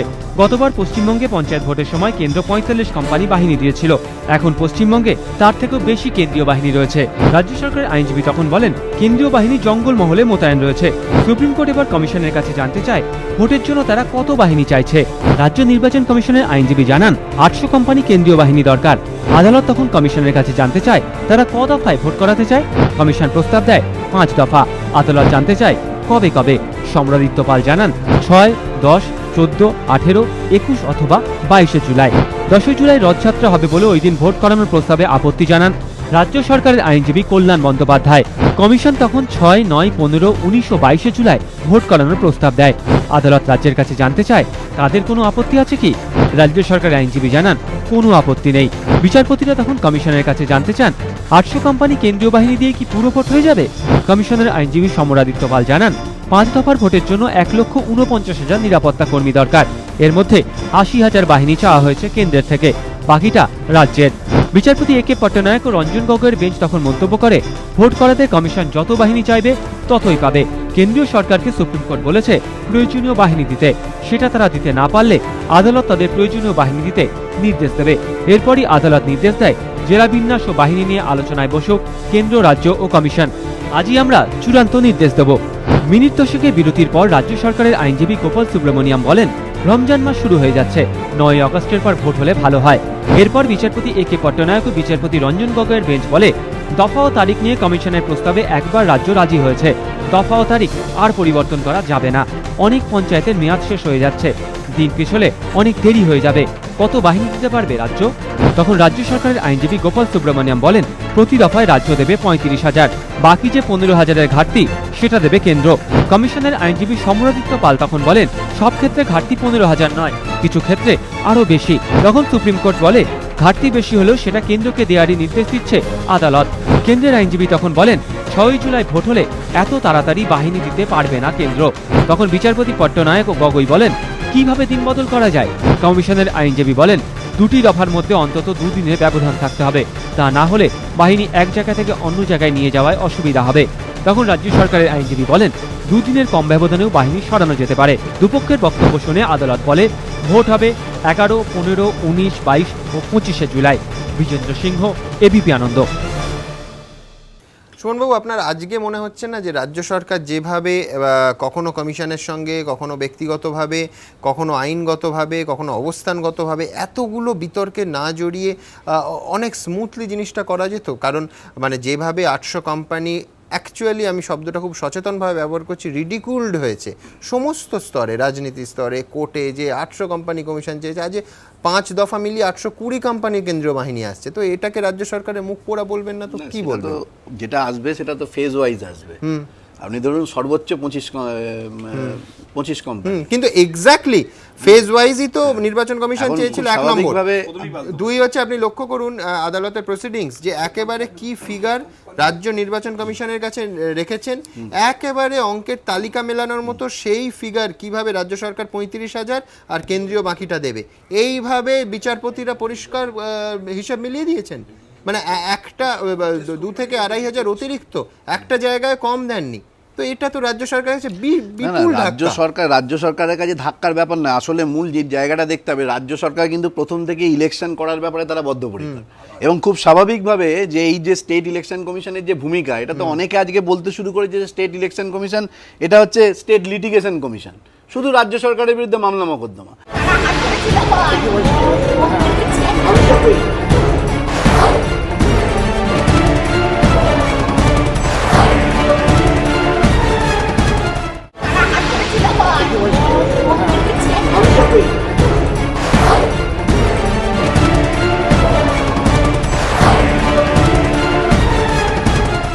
আজকে তো 4 দফা জয় হয়ে 5টা ফেজে নির্বাচন আজকে হচ্ছে, ধরুন তার 4 ফেজ পর্যন্ত তো সহমত হয়ে গিয়েছিল, ডিভিশন বেঞ্চে তো 4 দফাতে সহমত হয়ে গিয়েছিল, আলাপ আলোচনার মাধ্যমে 5 দফাতে হয়ে যেত।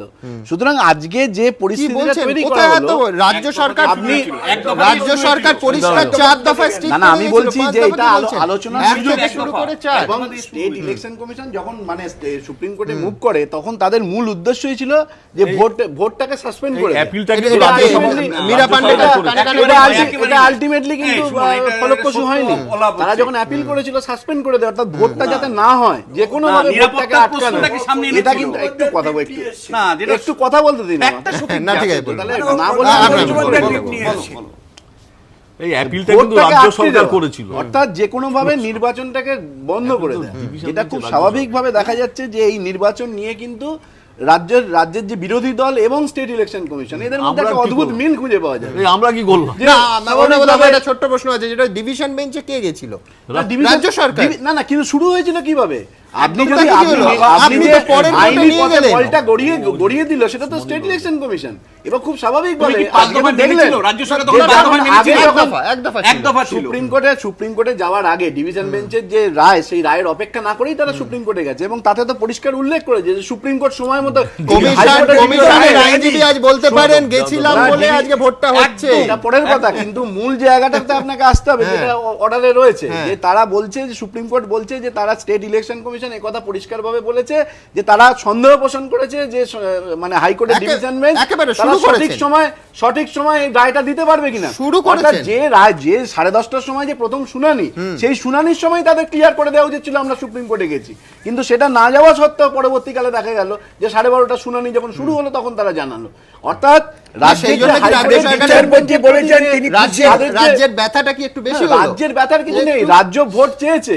আপনি যদি বলেন যে স্বাভাবিকভাবে যে বিরোধী দল তারা ভোট চাইছে না, খুব স্বাভাবিকভাবে রবীন্দ্রদের দল কিভাবে এতদিন ধরে ভোট করেছে পঞ্চায়েত, সেটাও আমরা জানি, এবং তাদের পায়ের নিচের মাটি কতটা আলগা হয়ে গেছে। এই অ্যাপ্রিসিয়েশনের কথাটা রেখা আছে, অ্যাপ্রিহেন্ডিং that the Calcutta High Court may not be able in time to take final decision with regard deployment of forces by the state election commission. আমি তো সেটাই বলছি যে খুব সেটা স্বাভাবিকভাবে হাইকোর্টের যে মর্যাদা নমিনেশন করবে, কিন্তু নিরাপত্তা হয়নি, এবং হাইকোর্টের উপর যে বিশ্বাস রাখা উচিত ছিল সেই বিশ্বাসটা তাদের রাখা দেওয়া হয়নি, নমিনেশন করবে। আজকে আপনি দেখুন যে সুমন দেওয়ার কথা ছিল, আপনি যেটা বলছেন সেটা ঠিক হলে তো সুপ্রিম কোর্ট মামলা রিজেক্ট করত না। না, রিজেক্ট করাটা করা না করাটা নয়, আমি কি ইন্টেনশন নিয়ে যাচ্ছি, আমি ভোটটা করতে দিতে চাইছি কিনা।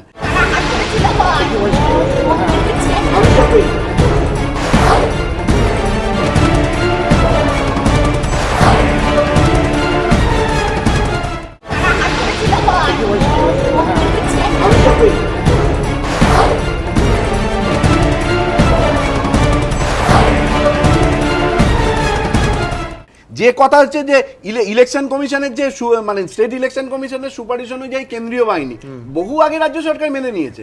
রাজ্য সরকার 2 দফায় কেন্দ্রীয় সরকারের কাছে চিঠি দিয়েছে, প্রথমে বাহিনীর জন্য, পরবর্তীকালে নটা রাজ্যে তারা চিঠি দিয়েছে। আপনি বলুন না, এর আগে পশ্চিমবঙ্গের কোন পঞ্চায়েত নির্বাচনে কেন্দ্রীয় বাহিনী এসছে, এবং প্রথম থেকে নির্বাচন করেছেন। অ্যাকচুয়ালি রাজ্যের আইন শৃঙ্খলা সম্পর্কে একটা খারাপ ধারণা রাজ্যের মানে সারা ভারতবর্ষের মানুষের কাছে তুলে দিতে চেয়েছেন। আপনি এরকম কোন পয়েন্ট তৃণমূল কংগ্রেসের পক্ষে আমি একটা বিষয় সুমন বাবুকে অভিনন্দন দিতে চাইবো যে উনি যে যুক্তিটা বলছেন যে হাইকোর্ট অবমাননা করে সুপ্রিম কোর্টে যাওয়া, হুবহু এই যুক্তি আজ রাজ্য সরকারের আইনজীবী গোপাল সুব্রমণিয়াম সুপ্রিম কোর্টে তোলেন। তাতে মাননীয় বিচারপতিদের মন্তব্য ছিল যে সুব্রমণিয়াম বলেন যে হাইকোর্টে মামলা চলছে, সেটার কি করে সুপ্রিম কোর্টে যাওয়া যায়। একদম পরিষ্কার বলেন যে আপনি ঠিক করে দেবেন যে কোন কোর্টে মামলা হবে। না কোন কোর্টে আমরা মামলা শুনবো বা না শুনবো আপনি ঠিক করে দেবেন। না সুমন, আমার একটা কথা, হাইকোর্টের প্রধান বিচারপতি তিনি বলেছেন আমি খুশি, অন্তত একটা ফয়সালা। এক্স্যাক্টলি, তার উপরে কি সুমন? না না না, একটা জিনিস জিজ্ঞেস করতে অরুণ মিশ্র স্পষ্ট বলেছেন আরেকটা জিনিস হলো অ্যাপিল করার অধিকার আছে। আরেকটা জিনিস, আরে অ্যাপিল করার অধিকার তো আছে, কিন্তু সেই অ্যাপিল করাটা ডিভিশন বেঞ্চের রায় দেখে নিয়েও তারা অ্যাপিল করতে পারতেন। কেন আমি যদি মনে করি আমি ন্যায় বিচারের জন্য আমরা রাজ্য সরকার এখানেও দেখা গেল, যেটা আমাকে আমার নির্বাচনের সামনে, এবং খুব স্বাভাবিকভাবে রাজ্য সরকার দুটো এজেন্ডা ছিল। না না, আমি একটা নির্বাচন না হয়, সোনবাবু, রাজ্য সরকার না মানার কোনো অপশন সুপ্রিম কোর্টে আছে নাকি? রাজ্য সরকার তো রাজ্য সরকার হাইকোর্টে বললেন ম্যাক্সিমাম 4, সুপ্রিম কোর্টের অর্ডারে আছে 5 মেনে নিয়েছে রাজ্য সরকার, মেনে নিয়েছে রাজ্য সরকার। মানে আমি বলছি অনুগ্রহ করে রাজ্য সরকারের ইন্টেনশনটা ক্লিয়ার, যেভাবে সিপিএম ভোট পেতে চাইছে বা কংগ্রেস ভোট পেতে চাইছে, এখানে রাজ্য সরকারের ইন্টেনশনটা ক্লিয়ার। ডিভিশন বেঞ্চ এক মিনিট না, আমার এক সেকেন্ড, গতকাল ডিভিশন বেঞ্চ 5 দফা প্রস্তাব দিয়েছিল, সেটাকে নাকচ করে মুখ্যমন্ত্রী মিটিং করে 4 দফা করলো কেন? ও বলছে 5 দফাতে যে পরবর্তীকালে রাজি হতো না, আপনি কি বলেছেন? কে বলেছে? না না, কে আপনাকে কে বলেছে? আপনাকে কে বলেছে? অদ্ভুত, আপনাকে কে বলেছে? আলাপ আলোচনা করে সমস্যার সমাধান কেন্দ্রীয় বাহিনী দিত, কেন্দ্রীয় বাহিনী আপনার অলরেডি রাজ্য রাজি হয়ে গেছে যে দুবার চিঠি দিয়েছে। আমি কিন্তু জেনারেল ভাবে বলছি, বলুন কেন্দ্রীয় না বাহিনী পেয়েছিল না না 300 পেয়েছিল। কোম্পানি যদি স্টেট তারা ইলেকশন কেন্দ্রীয় বাহিনী না চাইতো, স্টেট ইলেকশন 300 কমিশনের কোম্পানি পয়েন্ট অফ ভিউতে বলছি, তারা কেন সেই কেন্দ্রীয় সময় বাহিনী স্টেট ইলেকশন কমিশনের পয়েন্ট অফ ভিউতে বলছি, রাজ্যের তারা কি পেয়েছিল? কেন্দ্রীয় সরকারের লয়ার পরিষ্কার হাত তুলে দিয়েছিল যে তারা পারবে না দিতে। আজকে সুপ্রিম কোর্টে গিয়ে সেই ন্যায় বিচারটা পেয়েছে নির্বাচন, এগুলো কেন্দ্রীয় বাহিনী দিয়ে হয়। তার মানে কনক্লুশনটা কি হলো? কনক্লুশন হলো যদি কেন্দ্রে মানে আমি যদি কেন্দ্রীয় বাহিনী চাই তাহলে রাজ্যে আইন শৃঙ্খলা নেই, তাই তো? এটা যুক্তি। আর সুপ্রিম কোর্টে যাওয়া মানে রাজ্য সরকারের প্রতি অনাস্থা, তা দুটোই প্রমাণিত হলো। সুপ্রিম কোর্ট যখন এন্টারটেইন করলো এই লজিকটা দাঁড়িয়ে গেল যে সবটাই যাবে সাধারণ মানুষের কাছে, মানুষের ভোটে সেটা এই যে সামনের পঞ্চায়েত নির্বাচনে সেটা প্রমাণিত হবে যে মানুষ কোন পয়েন্টটা শুনছে। মানুষ তো ছাপ্পা ভোটে জিতবে, কি আসছে? আরে তার মানে আপনারা পরাজয় স্বীকারই করে নিচ্ছেন তো আগে। সাংবিধানিক জায়গায় এক জায়গায় আসতে পারে না। আমরা পরবর্তী পর্যায়ে ঢুকে এলাম সুজন চক্রবর্তীর বিরুদ্ধে খুনের মামলা। সুজন বাবু বা বামফ্রন্টের নেতারা যেমন বলছেন যে এটা সাজানো মামলা, সেটাই সত্যি নাকি সত্যি সত্যি খুনের মতো একটা ঘৃণ্য চক্রান্তে জড়িয়ে পড়েছেন সুজন চক্রবর্তী? সুজন চক্রবর্তী আমাদের সামনে, সুজনদাকে দিয়ে শুরু করবো। সুজনদা, প্রথম যে খুনের মামলার আসামি কোথাও অ্যান্টিসিপেটরি বেল নেবেন, আগাম জামিন নেবেন তা না নিয়ে বুক ফুলিয়ে ঘুরছেন, নির্বাচন কমিশন অফিসে যাচ্ছেন, মিটিং মিছিল করছেন, সভা করছেন, এই ব্যাপারটা কি? আমি কেন, রাজ্যের মানুষও নিশ্চিত। আমি যতটুকু জানি, সবসময় সব নামধাম বলতে নেই, তৃণমূলের বহু নেতা, বারুইপুরের যারা নেতা তারা তো বটেই, তারা সবাই নিশ্চিত যে এটা একটা ফাঁসানো হয়েছে, চক্রান্ত, রাজনৈতিক চক্রান্ত করে যদি কাউকে ফাঁসানো হয় তাহলে সেখানে সাবমিট করাটা তো যায় না। এক, দুই, আমরা সবাই এটা জানতাম যে আমি তো বলতামই যে আমাদের দলের বহু কর্মী তারা মিথ্যা মামলায় তাদেরকে জড়িয়ে রেখেছে। আমি উদাহরণের পর উদাহরণ দিতে পারি, আমাদের জেলার ঘটনা ধরে ধরে বলতে পারি। আমি ইলেকশন কমিশনকে জানিয়েছি, এসপিকে জানিয়েছি, ডিএমকে জানিয়েছি, ওরাও নিশ্চয়ই তদন্ত করে দেখছেন, আমি বিশ্বাস রাখছি। সেটা তো আমার নলেজের মধ্যে আছেই। এত কর্মীকে ফাঁসানো হচ্ছে, আমাকে যদি ফাঁসানোর চেষ্টা করা হয়, গৌতম দেবকে যদি ফাঁসানোর চেষ্টা করা হয়, তলায় কি চলছে আমরা বুঝতেই পারছি। সারেন্ডার করব, সাবমিট করব কেন? বল, তোমাদের এই গৌতম দেবকে ডাকার আগে, তারপর তোমাকে ডাকলো, তার আগে কিন্তু মুখ্যমন্ত্রী সিআইডি ভবানী ভবনে গেছিলেন একদিন, মনে পড়ছে? মুখ্যমন্ত্রী, তোমরা কাগজ পড়ো না, খবরে কাগজ। উনি বলছেন মুখ্যমন্ত্রী সিআইডি দফতরে গেছিলেন একবার। ও, মুখ্যমন্ত্রী গেছিলেন, সরি, নিশ্চয়ই। তারপর থেকে কিন্তু এই ঘটনাগুলো একটার পর একটা ঘটছে, সেটাই বলছি। মুখ্যমন্ত্রী হঠাৎ করে সঙ্গোপনে পথ চলতে চলতে সিআইডি অফিসে গেলেন, ওদের সুখ দুঃখ শুনলেন, শুনে গৌতম দেবকে ডাকা হলো, তাই রিপোর্ট অনুযায়ী তার কদিন পরে আমরা দেখলাম চলে এসেছে একটা ওই রকম কিছু। তো তোমাকে ভালোবাসছে, কি আশ্চর্য, কৃতজ্ঞ থাকা উচিত। আমি অকৃতজ্ঞ সাধারণভাবে নই, মুখ্যমন্ত্রীর প্রতি কৃতজ্ঞ থাকারও আমার আগ্রহ থাকবে, যেহেতু তিনি রাজ্যের মুখ্যমন্ত্রী, আমারও মুখ্যমন্ত্রী। কিন্তু কৃতজ্ঞ থাকতে পারবো কিনা, কেন পারবে, মানুষ পারবে কিনা, সেটা অনেকাংশ ওনার উপর নির্ভর করবে। কিন্তু যদি এমনই হয় যে সব জিনিস নির্দেশে চলছে, একেবারে ফ্রম দি টপ, গ্রামের মধ্যে কোথায় কি হচ্ছে সমস্তটা, তাহলে অজস্র ভুল হয়ে যাবে, অজস্র বিপদ হবে। এবং সত্যি সত্যি গণতন্ত্র, মানুষের মনোভাব, তার কোনো মূল্য মর্যাদা থাকবে না। সুজনদা, আপনি আসার আগে ওনাবোধ এটাই বলছিলেন যে একজন রাজনীতিবিদের আরেকজন প্রশাসক এর থেকে বেশি উপকার কি করতে পারেন, যে সত্যি সত্যি যদি আপনার মামলাটা সাজানো হয় তাতে একজন রাজনীতিবিদ, আদালত আছেন, আইন ব্যবস্থা আছে, বিচার ব্যবস্থা আছে, তারপরে তিনি তো একটা সামাজিক হিরো হিসেবে, নায়ক হিসেবে তার উত্থান হবে। এর থেকে উপকার আর কি হতে পারে? ওনাবোধা বলছিলেন।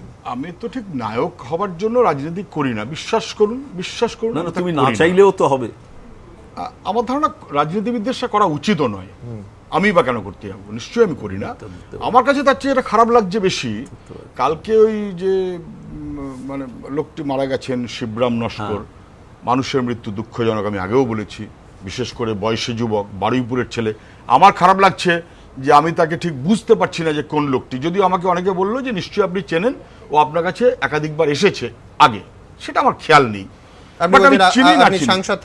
আমি সাংসদ থাকাকালীন হতে পারে, কি বিধায়ক থাকাকালীন হতে পারে, বা সাংসদ বিধায়ক তো একমাত্র পরিচয় নয়, আমি মানুষ, আমি রাজনীতি করি, আমার কাছে আসতেই পারে, না আসাটা কোনো জনপ্রতিনিধি নিশ্চয়ই। কিন্তু শোভন তোমায় কত ভালোবাসে দেখো। আমি শোভনের চেয়ে বলছি তো, ভালোবাসে। তোমার কথাটা যাবার আগে ঠিক 1 মিনিট বলছি শোনো, 1 মিনিট বলছি শোনো। না ভালোবাসে বলছি তোমায়। ঠিক, আমার ভালো কেন বাসবে না, কেন আর আমি বেছে বা বেছে শোভনকে তোমাকে কেন ভালোবাসতে চাইবো না, কিন্তু কি বললো আমি ঠিক বুঝতে পারলাম না, সেটা তো বিপদের কারণ হয়ে যাবে ওর ক্ষেত্রে। আমি বলছি অন্য।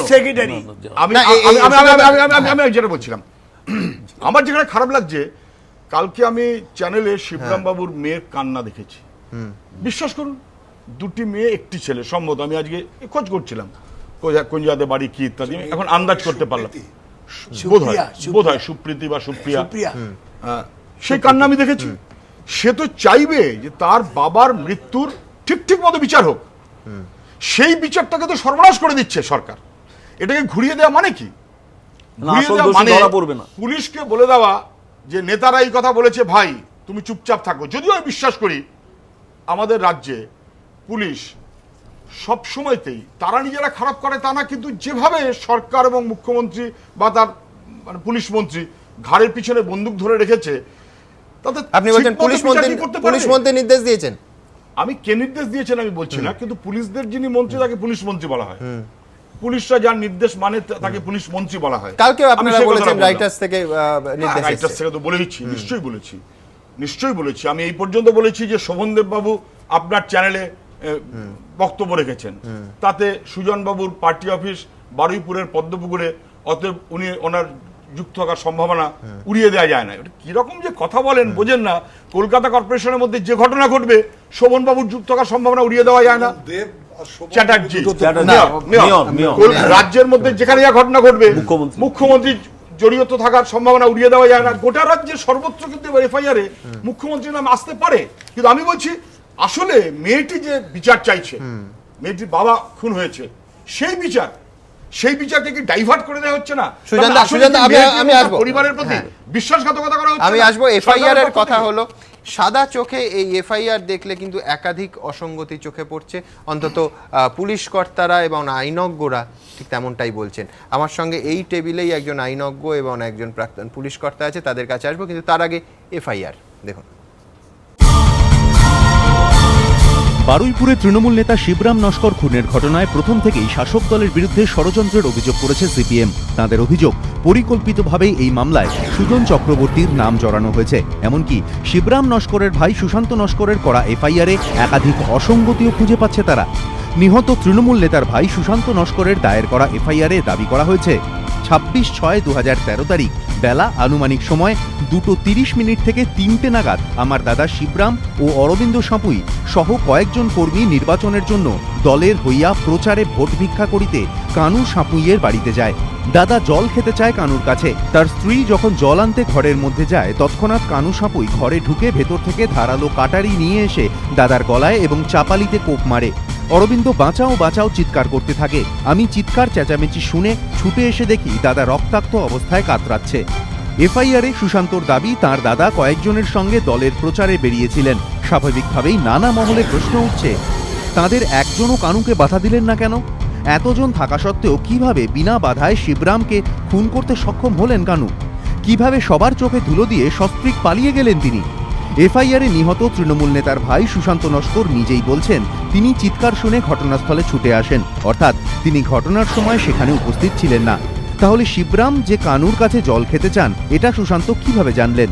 এফআইআরে সুশান্ত নস্কর লিখেছেন, আরও উল্লেখ থাকে যে আমি ঘটনাস্থলে পরে এসে অনুসন্ধান করে জেনেছি উপরিউক্ত আসামি রাজু নস্কর, পিতা নিরাপদ নস্কর, বিমল নস্কর, পিতা সতীশ নস্কর বহুদিন যাবৎ রাজনৈতিক কারণে দাদাকে হত্যা করার পরিকল্পনা করেছিল।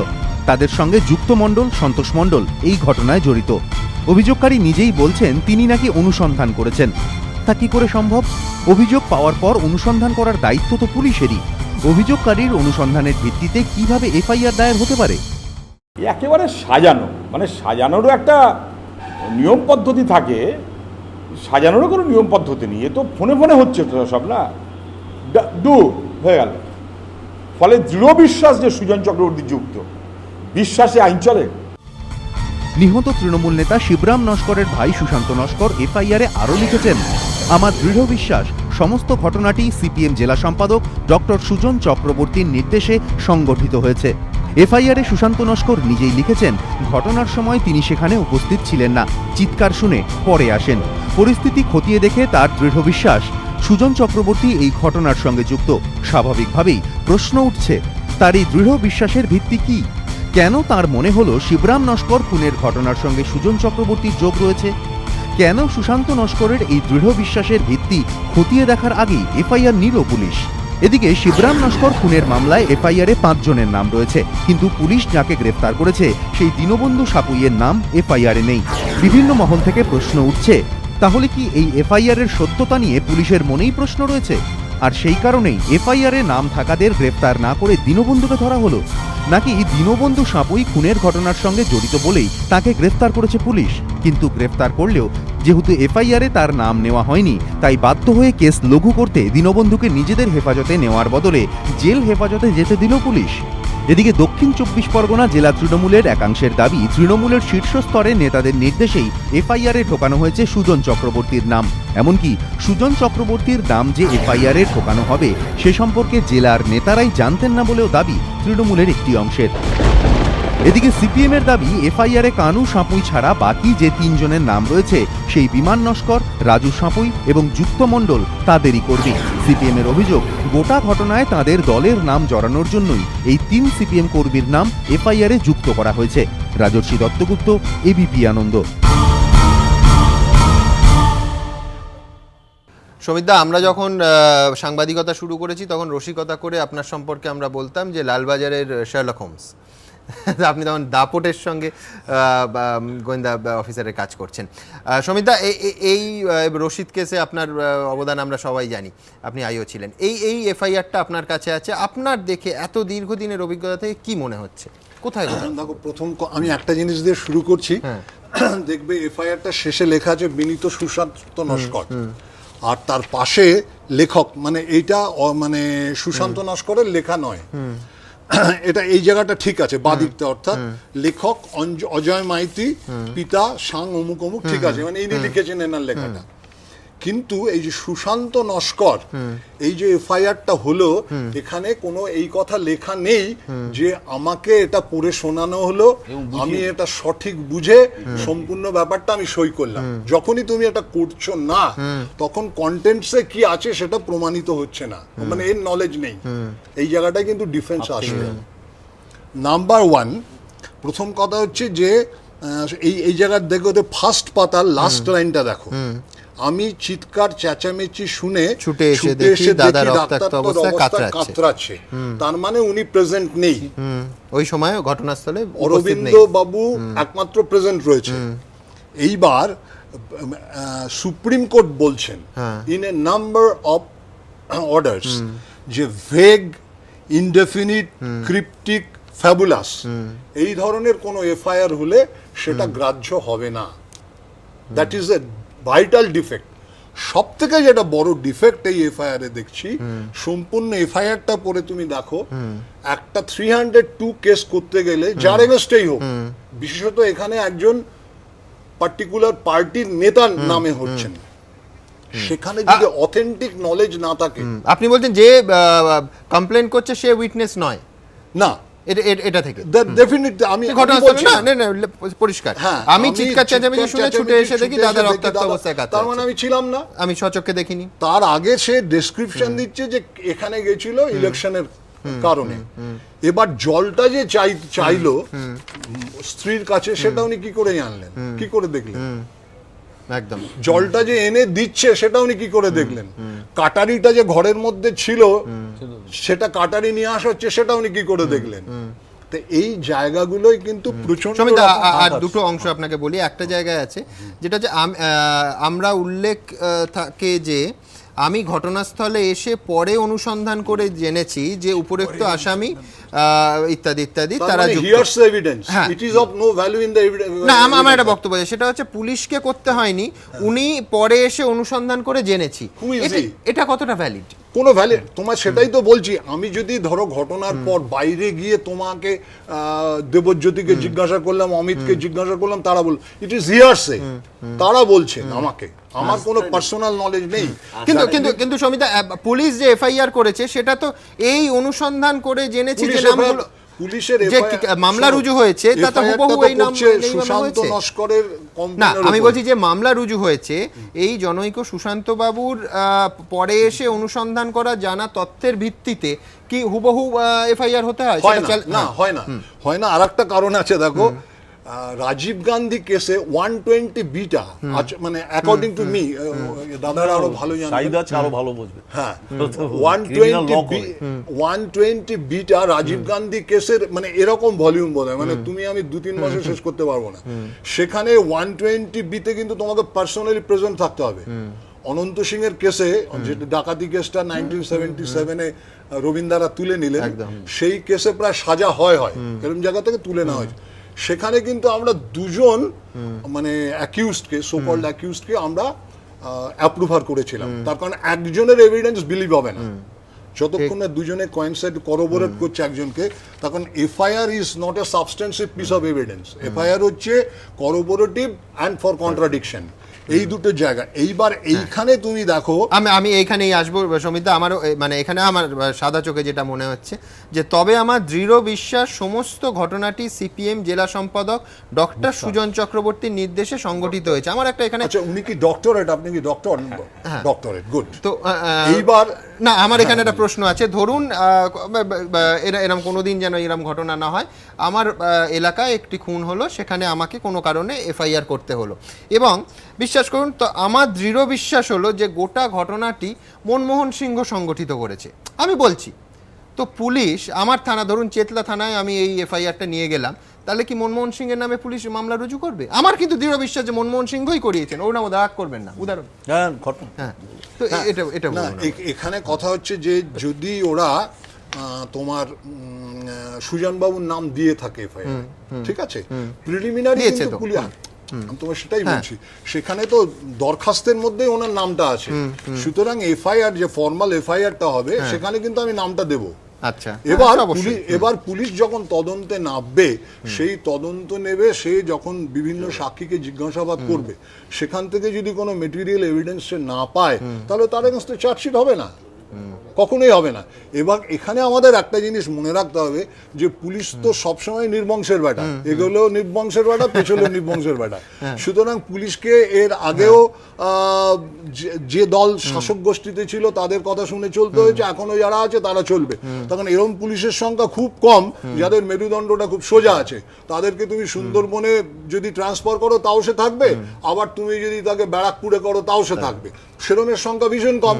এখন তোমার একদম শুরু করে মানে ওপর থেকে আরম্ভ করে নিচ অব্দি, তখন আমরা তো দেখছি যে একটা সিনিয়র পুলিশ অফিসারকে আমার পাশে দাঁড় করিয়ে আমি তাকে প্রশ্ন করে আমি আমার উত্তরটাকে এস্টাবলিশ করছি। সুতরাং এরকম অবস্থায় একটা রাজ্যে পুলিশকে তুমি দোষ দিতে পারো, কেন সে করবে, কিন্তু এখানে এখনো কিন্তু সুজন বাবুকে কেউ জিজ্ঞাসাবাদ করেনি, সুজন বাবুকে কেউ অ্যারেস্ট করেনি। একমাত্র বোধহয় আমরা যত জানি কানু সাপুই অ্যারেস্ট হয়েছে। না, কানু সাপুই ফেরার যাই হোক, যে অ্যারেস্ট হয়েছে তার নামে এই কমপ্লেইন নেই, এখানে তার নাম নেই, তার যাই হোক। এখন ঘটনাটা হচ্ছে যে পুলিশ এনকোয়ারি করবে। আরেকটা এই অ্যারেস্টের কথা আপনি বললেন, যে অ্যারেস্ট করা হলো যাকে, তার জেসি হয়ে গেল, সকালে অ্যারেস্ট হয়ে তার পিসির দরকার নেই, মানে আমি বলছি পুলিশ খুনের মামলায় আমি শুনিনি, এটা যদি ব্যাখ্যা দেন। এটা অ্যানসার দেওয়ার আগে তোমাদের 2 মিনিট টাইম চাইবো। একটা কথা হচ্ছে এই এফআইআর এর একটা জায়গায় তুমি দেখো যে খুনের মামলায় 302 এ মোটিভ আর intention is a vital thing, motive and intention, ঠিক আছে?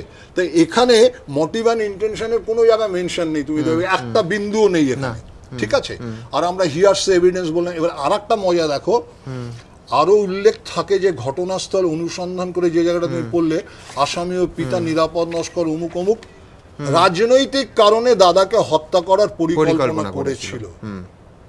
তাহলে কারা এই কনস্পিরেসির মধ্যে কে ছিল? হি ওয়াজ নট প্রেজেন্ট। না, এবং সমিতা এইখানেও কিন্তু বাক্যটা শুরু হচ্ছে ওই আমার পুরোনো জায়গাটা দিয়ে, যে আমি অনুসন্ধান করে জেনেছি যে রাজনৈতিক কারণে দাদাকে হত্যা করার পরিকল্পনা করেছিল। এটা পুলিশের আগে কমপ্লেন, মানে ঘটনা এবং এই কমপ্লেনের মধ্যে ক ঘন্টার তফাৎ? তার মধ্যে পুলিশ অনুসন্ধান করলো না, ওরা অভিযোগকারী অনুসন্ধান করে জেনে ফেললেন? তুমি ঠিকই বলেছো। তার সঙ্গে সব থেকে যেটা ভাইটাল ব্যাপার, কার থেকে উনি অনুসন্ধান করেছেন বা কাদের থেকে করেছেন তাদের নাম কিন্তু উনি উল্লেখ করেনি। এবার পরবর্তী সময়ে যদি পুলিশ কারোর চাপেও সেটা সাজাতে চায় তাহলে কিন্তু পুলিশ বিপদে পড়বে। তার কারণ তুমি এফআইআর এ যদি নামগুলো না করো, এফআইআর ডিটেল দেওয়ার দরকার নেই, কিন্তু তোমাকে 3-4 জন এবং অন্যান্যরা, কিন্তু এখানে কোনো নাম নেই। এরপরে তুমি যখন ইনকর্পোরেট করতে চাইবে এই ফার্দার স্টেটমেন্ট নিয়ে, তখন কিন্তু সেটা পরবর্তী সময় গ্রাহ্য হবে না। That will B A doubtful case হবে। এই দ্বিতীয়ত হচ্ছে 201, এই যে একটা জায়গায় বলছে দেখো আমরা উপস্থিত না হলে দাদার দেহ গায়েব করে ফেলেছিল, আমরা এবং গ্রামবাসীরা উপস্থিত হওয়াতে সেটা সম্ভব হয়নি। কারা কারা গ্যাপ করতে চেয়েছিল? এই তো শূন্য চিৎকার শুনেই চলে এলো, তারপরেই দাদাকে নিয়ে এলো। তাহলে কে গ্যাপটা কোথায় হচ্ছে? Where is the time, where are those persons, তাদের নাম কি? আসলে মিথ্যা কথা বলতে বলতে সাজানো যায় না। একটা কথা না, আমি সৈয়দ শাহী ম্যামের কাছে যাব যে আরেকটা প্রশ্ন সমিতিটা থেকে যায়, সেটা হচ্ছে যে এতজনের মধ্যে এই যে যিনি চোখের সামনে দেখলেন কানু সাপুই মূল অভিযুক্ত, সে এবং তার স্ত্রী, তারা পালালেন কোথায়? তাই তো, মানে তারা উবে যেতে পারেন না। আমি সৈয়দ শাহী ইমামের কাছে আসবো। আপনার কাছে যে প্রথম প্রশ্ন সেটা হচ্ছে, ধরা যাক সুজন চক্রবর্তী নামে মামলা, যেটা ওনাদের বক্তব্য, দলের বক্তব্য, যে মামলাটা সাজানো হয়েছে রাষ্ট্র তার সমস্ত ক্ষমতা ব্যবহার করে এই মামলাটা সাজিয়েছে। এবার ধরুন কোর্টে তো যখন প্রমাণ হবে যে আমি নির্দোষ, অনেকে বলছেন যে আদালতেই সব দুধ কা দুধ পানি কা পানি হয়ে যাবে, কিন্তু তার আগে তো জেসি আর পিসি আমায় খাটতে হতে পারে। সেক্ষেত্রে রাষ্ট্রের সাজানো মামলার বিরুদ্ধে আমার আইন আমায় কি রক্ষা কবচ দিচ্ছে? কিছু আছে কি? সেকশন 438 আগাম জামিন, অ্যান্টিসিপেটরি উনি নেবেন না, উনি নেবেন না, কিন্তু যতক্ষণ উনি নিচ্ছেন না ততক্ষণ উনি অভিযুক্ত। পরবর্তীকালে যদি দেখা যায় মিস্টেক অফ ফ্যাক্টসের উপর একটা রিপোর্ট পুলিশ পাঠায় বা চার্জশিট ওনার নাম যদি না দেয়, তখন ওনার অধিকার রয়েছে স্টেটকে সু করা, স্টেটের বিরুদ্ধে মামলা করা। কিন্তু আমি যেই এফআইআরটা পড়ে দেখলাম, কিন্তু জেনারেলি তো বলুন লোয়ার কোর্ট, আমাদের অভিজ্ঞতা থেকে যে খুনের মামলা সাধারণত অ্যান্টিসিপেটরি বেল দেয় না, দেয় না, সাধারণত দেয় না, কিন্তু হাইকোর্ট এক এক সময় বিচার করে দেয়ও। আচ্ছা, হ্যাঁ দিয়েছে হাইকোর্ট সুশান্ত ঘোষের মামলায় সুশান্ত ঘোষকে অ্যান্টিসিপেটরি বেল দিয়েছিল। দীর্ঘদিন হিয়ারিং হলো, কিন্তু হাইকোর্ট অ্যান্টিসিপেটরি বেল অ্যালাউ করেছে, দুটোই খাটতে হলো। পরবর্তীকালে সেটা ম্যাজিস্ট্রেটের কাছে যখন উনি গিয়ে সারেন্ডার করলেন তখন, কিন্তু হাইকোর্ট অ্যান্টিসিপেটরি বেল অ্যালাউ করেছে, সুপ্রিম কোর্টও সেটা অ্যাফার্ম করেছে। আমি এফআইআর এর কথা আসবো, তার আগে আপনাদের দেখাবো যে পুলিশ সূত্র খুব স্বাভাবিকভাবেই এই ধরনের একটা হাই প্রোফাইল রাজনৈতিক খুনের মামলায় সেখানে পুলিশ কর্তারা এসে সাংবাদিক সম্মেলন করছেন বা কথা বলছেন, এমনটা তো এক্সপেক্ট করা একটু বাড়াবাড়ি হবে অন্তত আজকের পশ্চিমবঙ্গে। কিন্তু তার আগে আমাদের সাংবাদিকতার সূত্র ধরে পুলিশ সূত্র থেকে এই মামলায় ঠিক কি কি ঘটনা আমরা জানতে পেরেছি দেখাবো আপনাদের। বারুইপুরে তৃণমূল প্রার্থী শিবরাম নস্কর খুনের ঘটনাকে কেন্দ্র করে শাসক বিরোধী চাপানুতোর তুঙ্গে। একদিকে সিপিএমের দিকে অভিযোগের আঙুল তুলছে তৃণমূল, তো অন্যদিকে খুনের নেপথ্যে তৃণমূলের গোষ্ঠীদ্বন্দ্বকে দায়ী করছে সিপিএম, যদিও পুলিশি তদন্ত বলছে অন্য কথা। পুলিশ সূত্রে খবর, শিবরাম নস্কর খুনের 48 ঘন্টা পরও এর পেছনে কোনো রাজনৈতিক ষড়যন্ত্রের তথ্য প্রমাণ খুঁজে পাননি তদন্তকারী অফিসারেরা। ঠিক কি ঘটেছিল ঘটনার দিন, কি বলছে পুলিশি তদন্ত? প্রাথমিক তদন্তের পর পুলিশের একাংশের দাবি, দলের প্রচারে গিয়ে নয়, মদের আসরেই খুন হন শিবরাম নস্কর। ঘটনার দিন বাড়ির কাছে একটি ঝুপড়িতে 3-4 জনের সঙ্গে মদ্যপান করতে বসেন শিবরাম, সঙ্গে ছিলেন কানু সাপুইও। পুলিশের দাবি, মদ্যপানের সময় হঠাৎই শিবরামের সঙ্গে কানুর তর্কাতর্কি শুরু হয়। পুরনো কথা তুলে শিবরামের উদ্দেশ্যে তির্যক মন্তব্য করেন কানু। অভিযোগ, তখনই কানুকে ধাক্কা মারেন শিবরাম, এমনকি শিবরাম কানুকে ব্লেড দিয়ে আঘাত করেন বলে অভিযোগ। পুলিশের দাবি, এরপরই পাশে পড়ে থাকা ধারালো অস্ত্র তুলে শিবরামের ওপর ঝাঁপিয়ে পড়েন কানু। এলোপাথারি কোপ মারতে থাকেন শিবরামের ওপর। ঘটনাস্থলে লুটিয়ে পড়েন রক্তাক্ত শিবরাম নস্কর। কিসের ভিত্তিতে এমন দাবি করছে পুলিশ? ঘটনার দিন সন্ধ্যেতেই দীনবন্ধু সাপুই এবং অরবিন্দ সাপুই নামে 2 ব্যক্তিকে আটক করে পুলিশ। পুলিশের দাবি, দুজনেই ঘটনাস্থলে ছিলেন। এই দীনবন্ধু এবং অরবিন্দকে জিজ্ঞাসাবাদ করেই ঘটনার কথা জানা গিয়েছে বলে পুলিশের দাবি। এমনকি তাদের মৌখিক বয়ান ভিডিওগ্রাফি করা হয়েছে বলেও জানিয়েছে পুলিশ। জিজ্ঞাসাবাদের পর অরবিন্দকে ছেড়ে দেয় পুলিশ। সূত্রের খবর, অরবিন্দকে সাক্ষী করা হতে পারে। তবে অরবিন্দকে ছেড়ে দেওয়া হলেও ঘটনার দিন মারামারিতে জড়িয়ে পড়ার জন্য গ্রেফতার করা হয়েছে দীনবন্ধুকে। খুনে ব্যবহৃত অস্ত্রটি উদ্ধার হয়েছে। ইতিমধ্যেই শিবরাম নস্করের ময়না তদন্তের রিপোর্ট পুলিশের হাতে এসে পৌঁছেছে। পুলিশ সূত্রে খবর, শিবরামের পাকস্থলীতে অ্যালকোহল মিলেছে।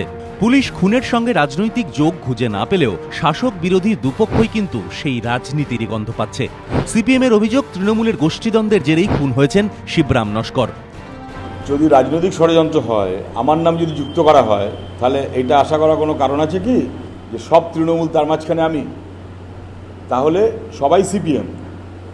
কানু সাপুইটাকেও পারলে চেঞ্জ করে দিত, কিন্তু ওর বাড়িতে ঘটনাটা ঘটেছে বলে ওর নামটা চেঞ্জ করতে পারেনি। ও তৃণমূলের কর্মী। যদিও দলীয় নেতা খুনের দায় সিপিএমের ঘাড়ে চাপিয়েছে তৃণমূল। তাদের দাবি, কানু সাপুই সিপিএম সমর্থক। শ্রীরামকে খুন করলো, তাদের পরিবার কাঁদছে। মেয়েটি বলছে কানু সাপুইয়ের নামে অভিযোগ করছে সে তার বাবার গলা কেটেছে, সিপিএম এর সঙ্গে যুক্ত।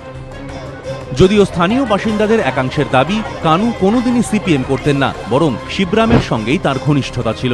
রাজর্ষি দত্তগুপ্ত ও প্রকাশ সিংহ, এবিপি আনন্দ। এই ঘটনা নিয়ে মুখ খুলেছেন এ রাজ্যের বিদ্বজ্জনেরা। কি বলেছেন তারা, দেখাবো আপনাদের। 2000 সালে তিস্তাপাড়ের বৃত্তান্ত নাটকটা অত্যন্তভাবে সমালোচিত হচ্ছিল পার্টি লেভেল থেকে, সিপিএমের লেভেল থেকে। তখন সুজন চক্রবর্তীর এলাকাতে আমরা কিন্তু নাটকটা অভিনয় করেছিলাম এবং সেখানে কোনো রকম অসহায়তা পাইনি, উল্টে ওনার সমর্থনই পেয়েছি। একটা সম্মানীয় মন্ত্রী বা কোনো রাজনৈতিক নেতার নামে হঠাৎ কোনো অভিযোগ চাপিয়ে দেওয়া মনে হচ্ছে এটা অগণতান্ত্রিক। ঘটনাটা যে খুব দুর্ভাগ্যজনক এতে কোনো দ্বিমত নেই, সবাই প্রায় স্বীকার করবেন। অত্যন্ত হতাশ লাগে এইসব খবর শুনলে। সাংস্কৃতিক কর্মী, কেউ সাহিত্যকর্মী, কেউ সঙ্গীত শিল্পী, কেউ নানাভাবে এমনি একদম সাধারণ মানুষ, তাদের যদি কোনো প্রতিবাদ থাকে, বিরোধিতা থাকে, কোনো ভিন্ন স্বর থাকে, সেটা কি শোনা হবে না? তার জন্য কি কোনো স্পেস, কোনো জায়গা সমাজে থাকবে না? ওরা তো বলেছিলেন যে ক্ষমতায় আসার পর যে বদলা নয়, আমরা বদল চাই। তো সেই বদলের দিকে তো আমরা অপেক্ষা করে বসেও ছিলাম। বদল হবে, পরিবর্তন ভালোর দিকে হবে, সমাজ মানুষের জীবন পাল্টাবে। সেই বদলে যদি বদলার রাজনীতি ফিরে ফিরে আসতে চায়, সেই প্রবণতাটা আটকাতে হলেও তো আমাদের তার কাছে আবেদন করতে হবে। তথাগততার মতো মানুষও জেলে ঢুকেছেন, মানে হাসিও পায়, খারাপও লাগে। এবং সবচেয়ে খারাপ লাগছে যে সুজনদাকে আমি যতটুকু চিনি, সুজন চক্রবর্তী সিপিএম করেন এটা সবাই জানে। কেউ সিপিএম করেন কোনো ব্যান্ড পার্টি কিনা আমার ধারণা নেই। আমরা জানি সেটা ব্যান্ড পার্টি নয়। সুতরাং সেটা যদি তার অপরাধ হয় সেটা অন্য কথা। যে রাজনৈতিক কারণে এই ধরনের মানুষদের যদি অপদস্থ করা হয়, সেটা খুব সুদিন হবে না আমাদের পশ্চিমবাংলার জন্য। যে একটার পর একটা বিশিষ্টজনদের বিড়ম্বনায় ফেলা, এবং আমি বিশিষ্টজন শুধু বলবো না, ধরা যাক যে টুম্পা এবং মৌসুমী, তাদেরকেও মাওবাদী বলা, এটাও কিন্তু কন্টেন্ট রেগুলেশন। এটা একটার পর, বা শিলাদিত্য সারের প্রশ্ন করেছে তাকে চেপে দাও, অম্বিকেশ বাবুকে চেপে দাও। এই যে একটার পর একটা ঘটনা ঘটছে, এটা থেকে বোঝা যাচ্ছে যে প্রশাসন এবং প্রশাসনের একেবারে সর্বোচ্চ স্তরে যারা আছেন, তারা এইসব কথাবার্তা পছন্দ করছে। একই রকম ভঙ্গি, একই রকম বিন্যাস, একই রকম স্ট্র্যাটেজি, একই রকম এজেন্ডা রয়েছে তার পেছনে। যা শুরু হয়েছে ওই অতগুলো একটার পর একটা ঘটনা ঘটছে, এবং মৌসুমী কিংবা টুম্পা যার শেষ ভিকটিম, এখন বলা যেতে পারে সেই শেষ ভিকটিম আসলে শেষ নয়, এটা আরও চলবে। সুজন চক্রবর্তী হয়তো তার শেষ নয়। প্রশাসনের যখন রাজনীতিকরণ হয় তখনই সেটা সমস্যা হয়ে যায়। কিন্তু মুশকিলটা হচ্ছে কি জানো, এটা এই 2 বছর ধরে আমরা অনেক রকম ঘটনা দেখছি, কিন্তু এর শুরুটা তো 2 বছর নয়, এর শুরুর অনেক আগে থেকেই হয়েছিল। আসলে ক্ষমতাসীন দল যেই থাকুক না কেন, যখনই তার দেওয়ালে পিঠ ঠেকে যায়, তখনই এই ধরনের কাণ্ডগুলো ঘটতে শুরু করে। ক্ষমতাসীন দল এখন খুব বুঝতেই পাচ্ছেন যে তারা জনপ্রিয়তা আস্তে আস্তে হারাচ্ছেন, সেটা পরিষ্কার দেওয়াল লিখন। রাজনীতি মত পথের পার্থক্য থাকতেই পারে, কিন্তু সেই পার্থক্যটা যদি দ্বন্দ্বে গিয়ে পৌঁছয়, তাহলে এরকম সুজন চক্রবর্তীর মতো ঘটনা বারবার ঘটবে। স্যার, আপনার কাছে আসবো। এফআইআরটা আপনিও দেখেছেন, আপনার আইনজীবী হিসেবে কি মত? আমি জানি না কোন ঘটনা এর আগে সাজানো বানানো ছিল, কিন্তু এই এফআইআরটা মনে হচ্ছে সাজানো বানানো, দুটো কারণে। নাম্বার 1, একটা উনি দেখুন, দুটো জিনিস আছে, একটা প্রাইমারি এভিডেন্স, একটা সেকেন্ডারি এভিডেন্স। পুলিশের কাছে যখন প্রাইমারি এভিডেন্স অ্যাভেলেবেল থাকবে, কখনো সেকেন্ডারি এভিডেন্স নিয়ে মাথা ঘামাবে না। এখানে প্রাইমারি এভিডেন্স ছিল, যার সামনে ঘটনাটা ঘটলো। সুশান্তবাবু ওখানে ছিলেন না। খুব একটা মার্ডার, একটা লস অফ হিউম্যান লাইফ, খুব দুর্ভাগ্যজনক কথা। কিন্তু আমার মনে হচ্ছে এফআইআরটা পড়ে যে কাউকে এখানে বাঁচানোর জন্য এফআইআরটা লেখা হয়েছে। কেন বলছেন? আপনি দেখবেন লিখছে এবং কেটে দিচ্ছে, ইন্টারপোলেশন বলে এটা। যদি এই এফআইআর অ্যাজ ইট ইজ যায় কোর্টে, তাহলে ডিফেন্স কাউন্সিল যে ক্রস এক্সামিনেশন পুরো হোয়াইট ক্যানভাস পাবে, সে তো ছাড়বে না। ব্যাপারটা কি যে আপনি একটা নাম লিখলেন, তারপর সেটা কাটলেন, ওখানে আপনি তারপরে ক্ল্যারিফিকেশন দিতে হবে যে আমি এই নামটা ভুল দিয়েছিলাম। আর যেটা সমীরবাবু বললেন যে আমার সামনে লেখা হয়েছে, আমার ইনস্ট্রাকশন লেখা হয়েছে, নাম্বার 1 উনি বলছেন যখন উনি যান চিৎকার শুনে, তখন উনি দেখতে পান ওনার দাদা পড়ে রয়েছে। তার মানে কি বডি রিমুভ করা হয়নি, বডিটাকে নিয়ে বারুপির হসপিটালে যাওয়া হয়েছিল, সেখান থেকে উনি আবার কলকাতায় নিয়ে এসেছেন। তারপরে উনি বলছেন এই বডিটা রিমুভ করে দিত। যখন ঘটনাস্থলে বডিটা রয়েছে আর কেউ নেই, যারা নিশ্চয়ই করেছে তারা পালিয়ে গেছে, তো যারা মেরেছিল তারা তো পালিয়ে গেছে, তো বডি রিমুভ করবে কে? নাম্বার 2, নাম্বার 3, লাস্টে উনি এমন একটা নাম দিয়েছে, উনিও জানেন বা ওনাকে দিয়ে যে করাচ্ছে সেও জানে যে এই নামটা দিলে, যার নাম দিচ্ছি তার তো কিছু হবে না, কেসটা একদম ডাইলিউট হয়ে যাবে। আসল যে মেরেছে, benefit of doubt Sujan Chakraborty পেলে সেও পেয়ে যাবে। কানু সাপুইকে বাঁচিয়ে দেওয়া হলো। আচ্ছা, একটা লোক মারা গেছে, একটা মেয়ে তার বাবা হারিয়ে দিয়েছে, একটা স্ত্রী স্বামী মারা গেছে, একটা মায়ের ছেলে মারা গেছে, কানু সাপুই করেছে, তাকে খুঁজে পাওয়া যাবে না। আপনারা দেখলেন না গান্ডিচে কি হলো? এফআইআর কে ডাইলিউট করা হচ্ছে এভাবে।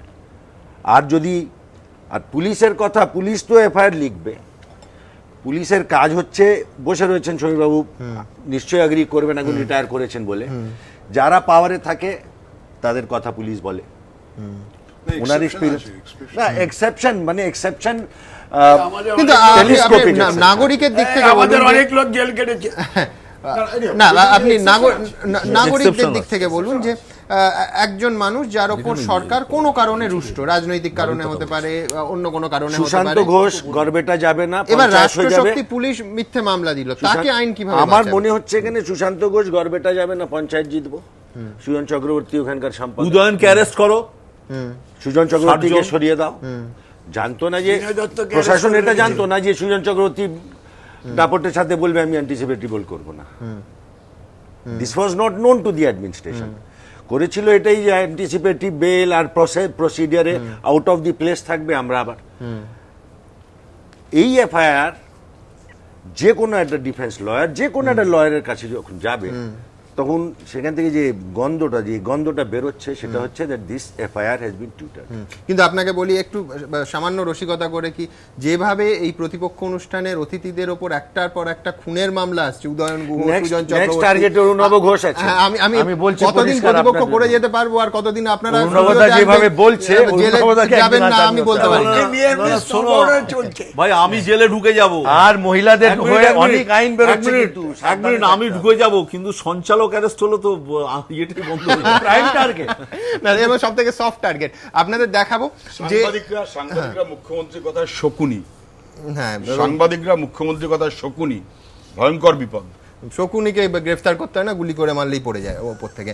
আপনাদের আমরা দেখাবো যে শুধু সুজন চক্রবর্তী না, রেজ্জাক মোল্লা, 72 বছর বয়স, প্রবীণ সিপিএম নেতা, 40 বছর ধরে বিধানসভায় আছেন, বিধায়ক, তার বিরুদ্ধে শ্লীলতাহানির অভিযোগ উঠেছেন। রেজ্জাক মোল্লা শ্লীলতাহানি করেছেন, অভিযোগটা এমনই, দেখুন। রেজ্জাক মোল্লা দীর্ঘদিনের বিধায়ক, 70 প্রবীণ মানুষ, তার বিরুদ্ধে শ্লীলতাহানির অভিযোগে মামলা। রেজ্জাক মোল্লার দাবি, শ্লীলতাহানির অভিযোগটি ওঠে 4-5 মাস আগে। বারুইপুরে তিনি একটি ক্লাবের বস্ত্র প্রদান অনুষ্ঠানে গিয়েছিলেন। পরের দিন সিপিএম তৃণমূলের গন্ডগোল হয়, আর তারপরই তার বিরুদ্ধে শ্লীলতাহানির অভিযোগ তোলা হয় বলে দাবি রেজ্জাকের। 4-5 মাস আগে বারুইপুরে একটা ফাংশন ছিল, যে কাপড় বিলি, দরিদ্রদের মধ্যে বস্ত্র বিতরণ, একটা ক্লাবের। তাতে আমি যাই, 7টা নাগাদ আমি পৌঁছি, 7টা 15 পর্যন্ত আমি ছিলাম, তারপরে আমি চলে আসি। তার পরের দিন এই তৃণমূল ভার্সেস সিপিএমের গন্ডগোল লেগে গিয়ে সিপিএমের কিছু লোক তৃণমূলের ঘরবাড়ি ভেঙেছে, পাল্টাপাল্টি হয়েছে।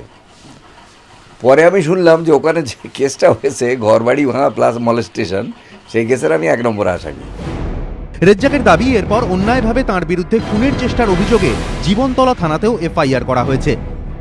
আমার এই কনস্টিটুয়েন্সির মধ্যে একটা গ্রামের মধ্যে আমি বৈঠক করি, মানে ওই ছোটো ছোটো করি যাতে সবাই এসে ইন্টারাকশনটা হয়, সেই বৈঠক করছি। এইবারে ওদের যে লিডার আছে শওকাত মোল্লা বলে, সে আগে আমাদের পার্টিতে ছিল, এখন ওখানে চলে গেছে। যাই হোক, সে তার দলবল নিয়ে এসে আমাদের লোকদের আক্রমণ করে, আমাদের প্রধান সেখানে ছিল। আমি চলে আসার পরে আক্রমণটা হয়। এবার ওরা একটা কাউন্টার কেস করেছে যে আমি নাকি ডবল ব্যারেল বন্দুক নিয়ে আমি ওখানে ছিলাম, ওদের গুলি করেছি, মাথার ওপর দিয়ে সব ছিটে চলে গেছে, কার গায়ে লাগেনি। So it is attempt to murder. রেজ্জাকের মত পুলিশও হয়তো বুঝতে পেরেছে তার বিরুদ্ধে মিথ্যে মামলা করা হয়েছে, কিন্তু আজ পর্যন্ত আমার কেউ কিছু জিজ্ঞেস করেনি। তাহলে আমি ধরে নিয়েছি যে ওসি ইনভেস্টিগেশন করেছে, ন্যাচারাল, কারণ এতদিন তো পড়ে থাকার কথা না, তার কোনো মেটেরিয়ালস পাইনি বলে আমার কেউ জিজ্ঞেস করেনি। This is the fact. যদিও এই মামলার বিষয়ে বিস্তারিত কিছু বলতে চাইছে না পুলিশ। কয়েকদিন আগেই আবাসন দুর্নীতির অভিযোগে সিআইডির জিজ্ঞাসাবাদের মুখে পড়তে হয় প্রাক্তন আবাসন মন্ত্রী এবং সিপিএমের উত্তর 24 পরগনা জেলা সম্পাদক গৌতম দেবকে।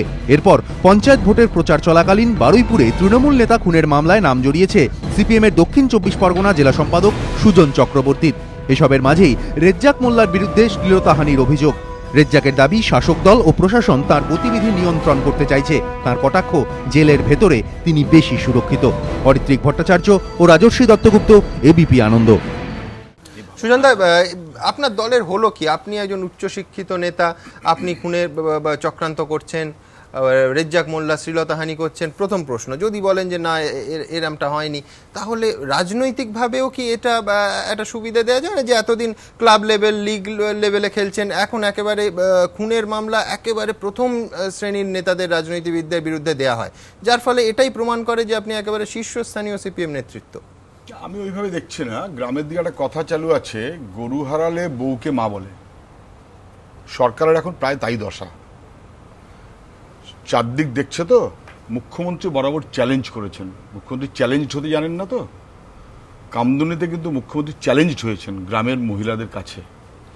এই ঘটনাতেও কার্যত মুখ্যমন্ত্রী যা বললেন কালকের জনসভায়, আর যে লোকটি খুন হয়েছে শিবরাম বাবুর মেয়ে, তার কথায় কার্যত কিন্তু মুখ্যমন্ত্রী চ্যালেঞ্জড হয়েছেন। মুখ্যমন্ত্রী চ্যালেঞ্জ হচ্ছেন, সে বলছে তো কানুসাফুই তৃণমূল। মুখ্যমন্ত্রী ঠিক উল্টো কথা পারলে যখন বলছেন, কামদুনি মুখ্যমন্ত্রী যখন বলছেন, শুনুন এখন যে দাঁড়িয়েছে কি জানেন তো, প্রতিবাদ করলে সিপিএম, প্রশ্ন করলে মাওবাদী। একটা অদ্ভুত জিনিস চলছে। আর সাংবাদিক হলে শকুনি, প্রতিবাদ করলে সিপিএম, প্রশ্ন করলে মাওবাদী, সাংবাদিক হলে শকুনি। এটা কি? কিন্তু এর আগে সারদা মামলায় একেবারে আপনার বাড়িতে নাকি চিঠি নিয়ে চলে গেল, আপনি বাড়িতে ছিলেন না, সিআইডি। হ্যাঁ, টিভিতে এলে পর্নোগ্রাফি। আচ্ছা, হ্যাঁ, টিভিতে আসলে পর্নোগ্রাফি। হ্যাঁ, এই যে সারদা কাণ্ডের সঙ্গে আপনার যোগ, এই ব্যাপারটা এখন কোন জায়গায় আছে? খুব সহজ। ঘটনাক্রমে সারদা কাণ্ডে সবচাইতে গরিব মানুষগুলো এখন বিপদে পড়েছে। আমরা সবাই, আমি হয়তো একটু আগ বাড়িয়ে বেশি কথা বলেছি হতে পারে। আমার তো জ্বলছিল আমার বাড়ি, আমি তো গ্রামে থাকি না, আমার বাড়ির চারপাশের মানুষের চোখ মুখ তো আমি দেখেছি, একেবারে গরিব এজেন্টদেরও চোখ মুখ দেখেছি। তারাও গরিবই আনার জন্য ওপরের লোকেরা তো বসে মধু খেয়েছে। না, সারদার সব থেকে বড় নেটওয়ার্ক কিন্তু বারুইপুরে, আপনার এলাকা যেখানে, যার ফলে অবশ্যই সেটা জ্বলবে, এটাই স্বাভাবিক। অবশ্যই সেই রিয়াকশন। আমি বলছি আমার পার্টি অফিসে এসছে দল বেঁধে, কাকা চেনেন তো, আমরা তো তৃণমূলের ফ্রন্ট সাইডের লোক। আমি সত্যি ছেলেগুলোকে চিনি না, কিন্তু এমন অবস্থার মধ্যে আছে, আমি ডেকে বসে চা খাওয়ালাম, শুনলাম। ছেলেগুলোকে উস্কে দেওয়া যেত, উস্কে দিইনি একবারও, তাদের রাজ্যের ক্ষতি হবে। আমি পরে ভেবে দেখেছি, যদি এই সময় বামফ্রন্ট সরকার থাকতো আর শ্রীমতী মমতা ব্যানার্জি যদি বিরোধী দলের নেতা হতেন, তাহলে গ্রামে গ্রামে আগুন জ্বলতো। সেটা না, গরিব মানুষগুলো তার টাকা পেতে হবে, এই মুভটা বেশি করেছি। সেই কারণে মুকুল রায়কে ডাকার সময় সিআইডি পায়নি। যার যার নাম ওখানে আছে তাদের কাউকে অ্যারেস্ট করবার ব্যবস্থা সিআইডি করতে পারেনি। কিন্তু সুজন চক্রবর্তী, যেটা এখানে লোকেরা হাসাহাসি করলো, তৃণমূলের লোকেরাও হাসাহাসি করলো, তার বাড়িতে একটা নোটিশ নাকি নিয়ে যাওয়া হয়েছে। নোটিশটা আমি চোখে দেখিনি, পাইনি। আমি ভেবেছিলাম, তারপরে 4 দিন আমি সকালে 10:30 পর্যন্ত বাড়ি ছিলাম। ওরা আসলে ওদের তো একটু বসে চা খাওয়াতে হবে, একটু বিস্কুট খাওয়াতে হবে, নোটিশটা নিতে হবে। আমি 4 দিন অপেক্ষা করেছি। ওইটা বোধহয় 19 তারিখের গল্প, আর আজকে বোধহয় 28। 28 তারিখ, তারপরে 10 দিন, এখনো পর্যন্ত কেউ কিন্তু নোটিশ নিয়ে যাননি, আর কেউ কিন্তু কিছু বলেননি। অথচ নোটিশ নিয়ে গেছি বলে সংবাদ মাধ্যমে প্রচার করা হলো, যাতে নির্বাচনের আগে তৃণমূল প্রচার করতে পারে সারদা কাণ্ডে দোষীকে, সুজন চক্রবর্তী আবার কে, এবার সিপিএম কে বিপদে ফেলো। কোয়েশ্চেনটা সিম্পল পলিটিক্যাল, ওটাও পলিটিক্যাল, ওটা এখন ফেল করলো, তখন এটা যখন ফেল করবে, আমি বিশ্বাস করি ফেল করবে, আমি ভাবছি আবার কি সারদাতে ব্যাক করবে, না আবার অন্য কোনো একটা নতুন কোনো গল্প খুঁজে বার করার চেষ্টা করবে। পশ্চিমবাংলাতেও কোনো ঘটনা ঘটলে সুজন চক্রবর্তী পশ্চিমবাংলার সিপিএম এর সঙ্গে যুক্ত হয়ে যাচ্ছে, প্রায় একেবারে হাসাহাসির পর্যায়ে, বিরক্তিকর।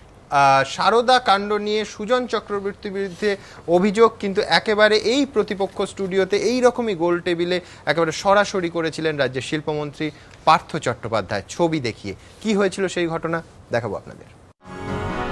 সারদাকাণ্ডে জড়াতে না পেরেই বারুইপুর তৃণমূল কর্মী খুনের মামলায় সুজন চক্রবর্তীকে জড়ানোর চেষ্টা করছে তৃণমূল। সিপিএম এর অভিযোগ এমনটাই।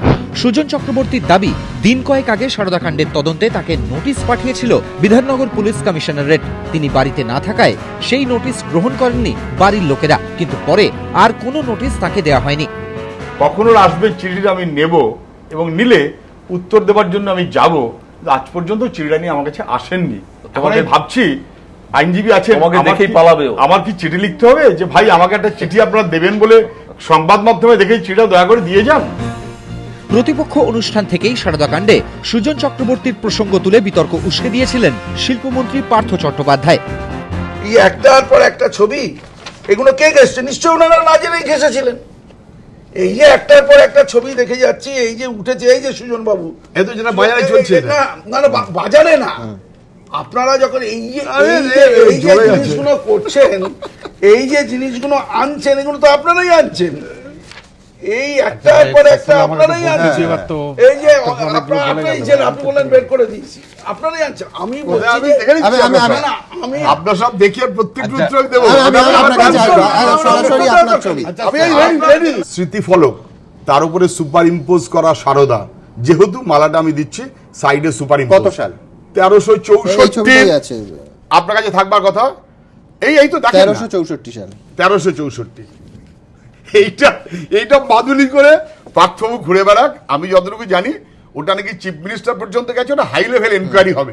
আমি খুব অপেক্ষায় আছি। ওই যে 3টে লোককে দিয়ে একটা লিখিয়ে নিয়ে এসছে চাকরি পার্মানেন্ট করে দেবো বলে, সেই 3টে লোক তারা পাড়ার লোকেরা 56 বছর আগের ফলক, সেখানে সারদার থাকার কোনো চান্স নেই। সারদা জন্মায়নি, লোকটা জন্মেছিল কিনা আমি জানি না, ওর বয়স 66 হয়েছে কিনা তাও জানি না। 1364 আপনার জন্ম হয়েছিল? না, আমার হয়নি। তাহলে আপনি কি করে মালা দিলেন?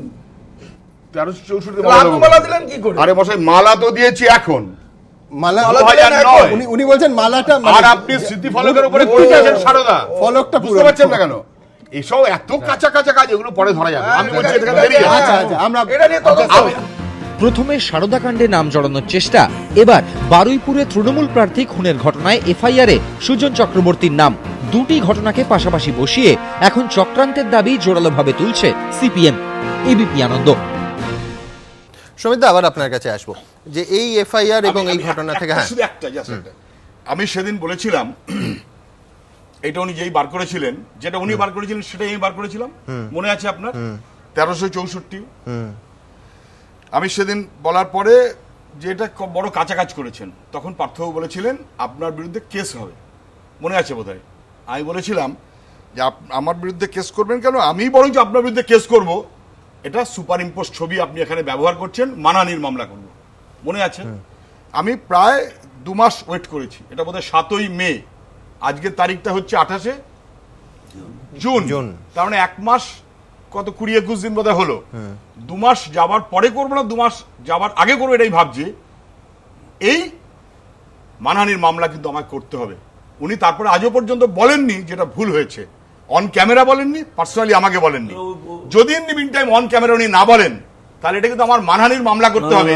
1364 ও ভুলটা করো না, ও ভুলটা করো। সুপার ইম্পোজ আরে যার মান আছে তার মানহানি হবে। তুমি এটা কি করছো? মান যার আছে না, ওর মান আছে।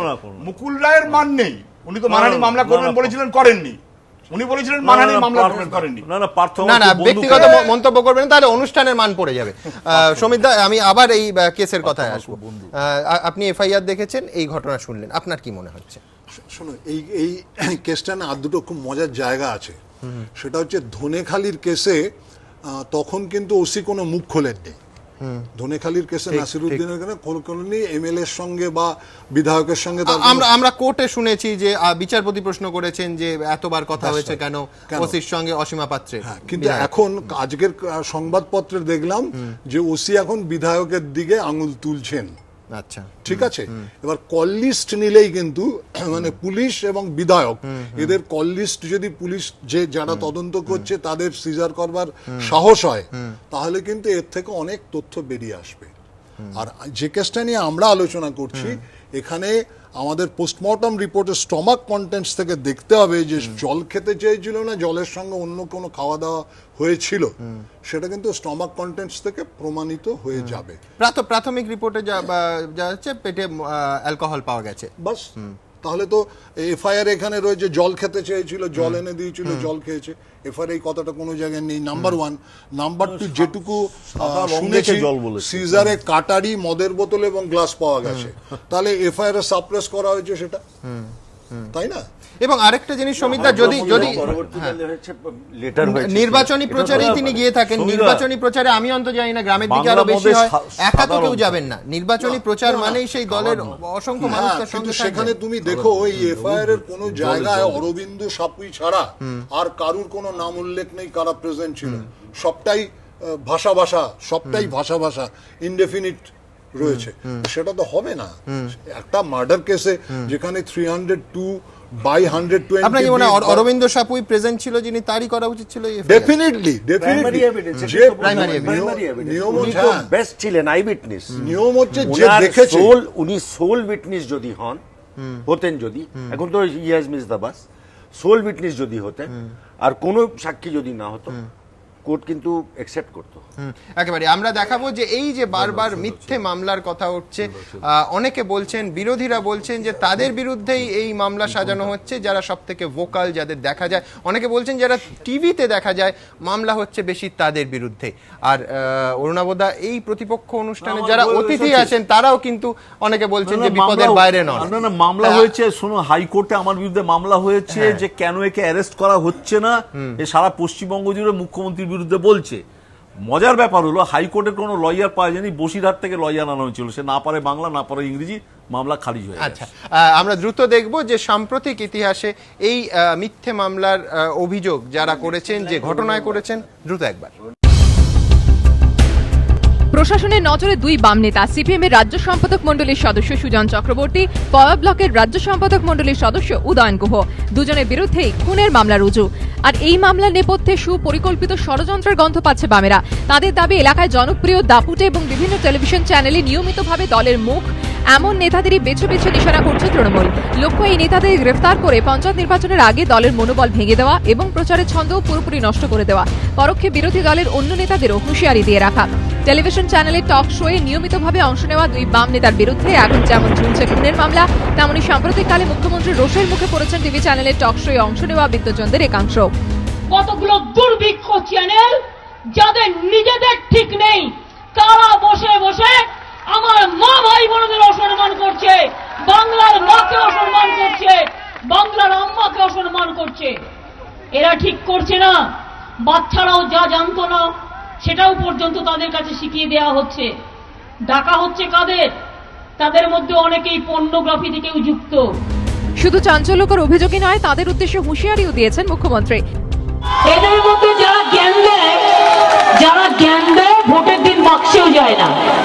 অনেকে সমাজের এরা কিচ্ছু করে না, সমাজসেবী, আর যিনি যত জ্ঞান দিচ্ছে তার পেছনে চটা করে ফুটো। এটা মাথায় রাখবেন, আমরা সব খবর রাখি। একদা পরিবর্তনপন্থী সমীর রায় আমিনুল কাণ্ডে পথে নেমে সরব হওয়ার পরই তাঁর উদ্দেশ্যে ধেয়ে এসেছিল মুখ্যমন্ত্রীর তীক্ষ্ণ বাক্যবাণ। সমীর রায় একদিন মিছিলে এসেছেন বলে প্রতিভা পরিবর্তনপন্থী ওদের পরিবর্তন হয়ে গেল, সেটুকু এসেছে বলে আমি তাদের সম্মান করি। কিন্তু এটা নয় তিনি তৃণমূল কংগ্রেসের লোক, কোন জীবনে তৃণমূল কংগ্রেস করেনি। কেন মিথ্যে কথা বলবেন লোককে? তিনি একজন আর্টিস্ট, বলুন না একজন শিল্পী, কে অসুবিধা জানিয়েছে? জীবনে তিনি তৃণমূল কংগ্রেস করেনি, এটা বলতে যাবেন না প্লিজ, দয়া করে। চ্যানেলে বসিয়ে তৃণমূল কংগ্রেসের লোক বলে মিথ্যাচার করবেন না। করতে করতে দেখবেন বাঘ এসছে বলে সত্যিকারে যেদিন বাঘের পালে পড়বেন না, সেদিন কিন্তু বাঘ খেয়ে নেবে। তাহলে কি টিভিতে প্রায় দেখা যায় এমন সমালোচকদেরই বেছে বেছে নিশানা করছে তৃণমূল? কারোর বিরুদ্ধে মামলা, কারোর বিরুদ্ধে হুঁশিয়ারি। মমতা বন্দ্যোপাধ্যায় প্রায় দাবি করে থাকেন প্রতিপক্ষের চরিত্র হনন করে তাকে দুর্বল করে দেওয়া সিপিএম এর প্রধান হাতিয়ার। কিন্তু এখন কি সেই পথে হাঁটছে তৃণমূলও? প্রশ্ন উঠছে রাজনৈতিক মহলে। এবিপি আনন্দ। আমরা এই অনুষ্ঠান শেষ করব এই বলে যে আমরা চাইবো আইনের পথেই চলুক এবং যেটা বিচার, যেটা তদন্ত, সেটা যেন সম্পূর্ণ রাজনীতিকে দূরে সরিয়ে নিরপেক্ষভাবে হয়। সুজন চক্রবর্তী যদি দোষ করে থাকেন অবশ্যই তার শাস্তি হোক, তার বিচার হোক, কিন্তু তিনি যদি দোষ না করে থাকেন মিথ্যে মামলায় ফাঁসানোর এই ট্র্যাডিশন এখানেই বন্ধ হোক। এ তো গেল বিরোধীদের কথা, কিন্তু শাসক দল, আমরা এই অনুষ্ঠান শেষ করব একটা ঘটনা দেখিয়ে যেখানে শাসক দলের বিরুদ্ধে ব্যবস্থা নেওয়া তো দূরের কথা, শাসক দলের নেতা থানায় ঢুকে ডায়েরির পাতা ছিঁড়ে নিচ্ছেন, পুলিশ রেকর্ডসের পাতা ছিঁড়ে নিচ্ছেন। এই অনুষ্ঠান শেষ করব এই ঘটনার পুনরাবৃত্তি যেন কখনো না হয় এই প্রার্থনা নিয়ে। থানায় ঢুকে কর্তব্যরত পুলিশ কর্মীদের সঙ্গে দুর্ব্যবহার ও কাগজপত্র ছিঁড়ে ফেলার অভিযোগে গ্রেফতার তৃণমূল নেতা। বিবাহ বিচ্ছেদের মামলার তদন্তের জন্য বুধবার ব্যারাকপুর থানায় ডেকে পাঠানো হয় তৃণমূল নেতা জয়দেব ভট্টাচার্যকে। জয়দেব ভট্টাচার্য তৃণমূল নেতা রবীন ভট্টাচার্যর ভাই। ব্যারাকপুরের পুলিশ কমিশনার সঞ্জয় সিংহ জানিয়েছেন, থানায় গিয়ে কর্তব্যরত পুলিশ কর্মীদের সঙ্গে বিবাদে জড়িয়ে পড়েন জয়দেব ভট্টাচার্য। শুধু তাই নয়, থানার গুরুত্বপূর্ণ কাগজপত্র ছিঁড়ে ফেলারও অভিযোগ তার বিরুদ্ধে। সে কারণে বুধবারই তাকে গ্রেফতার করা হয়। জয়দেব ভট্টাচার্য এলাইস পুচু থানাতে যায় একটি কেসের কিছু কাগজ নথিপত্র নিয়ে আইওর সঙ্গে কথা বলতে গিয়ে আইওকে ধাক্কাধাক্কি করে অজয় ঘোষ সাব ইন্সপেক্টর, কাগজপত্র ছিঁড়ে দেয় এবং আইওকে হ্যাকেল করে, ফিজিক্যালি হ্যাকেল করে। আরও কিছু অফিসিয়াল ডকুমেন্ট যেগুলো থানায় থাকে সেগুলোকে নষ্ট করে দেওয়ার প্রচেষ্টা করে। বৃহস্পতিবার ব্যারাকপুর আদালতে তার জামিনের আবেদনও নাকচ হয়ে যায়।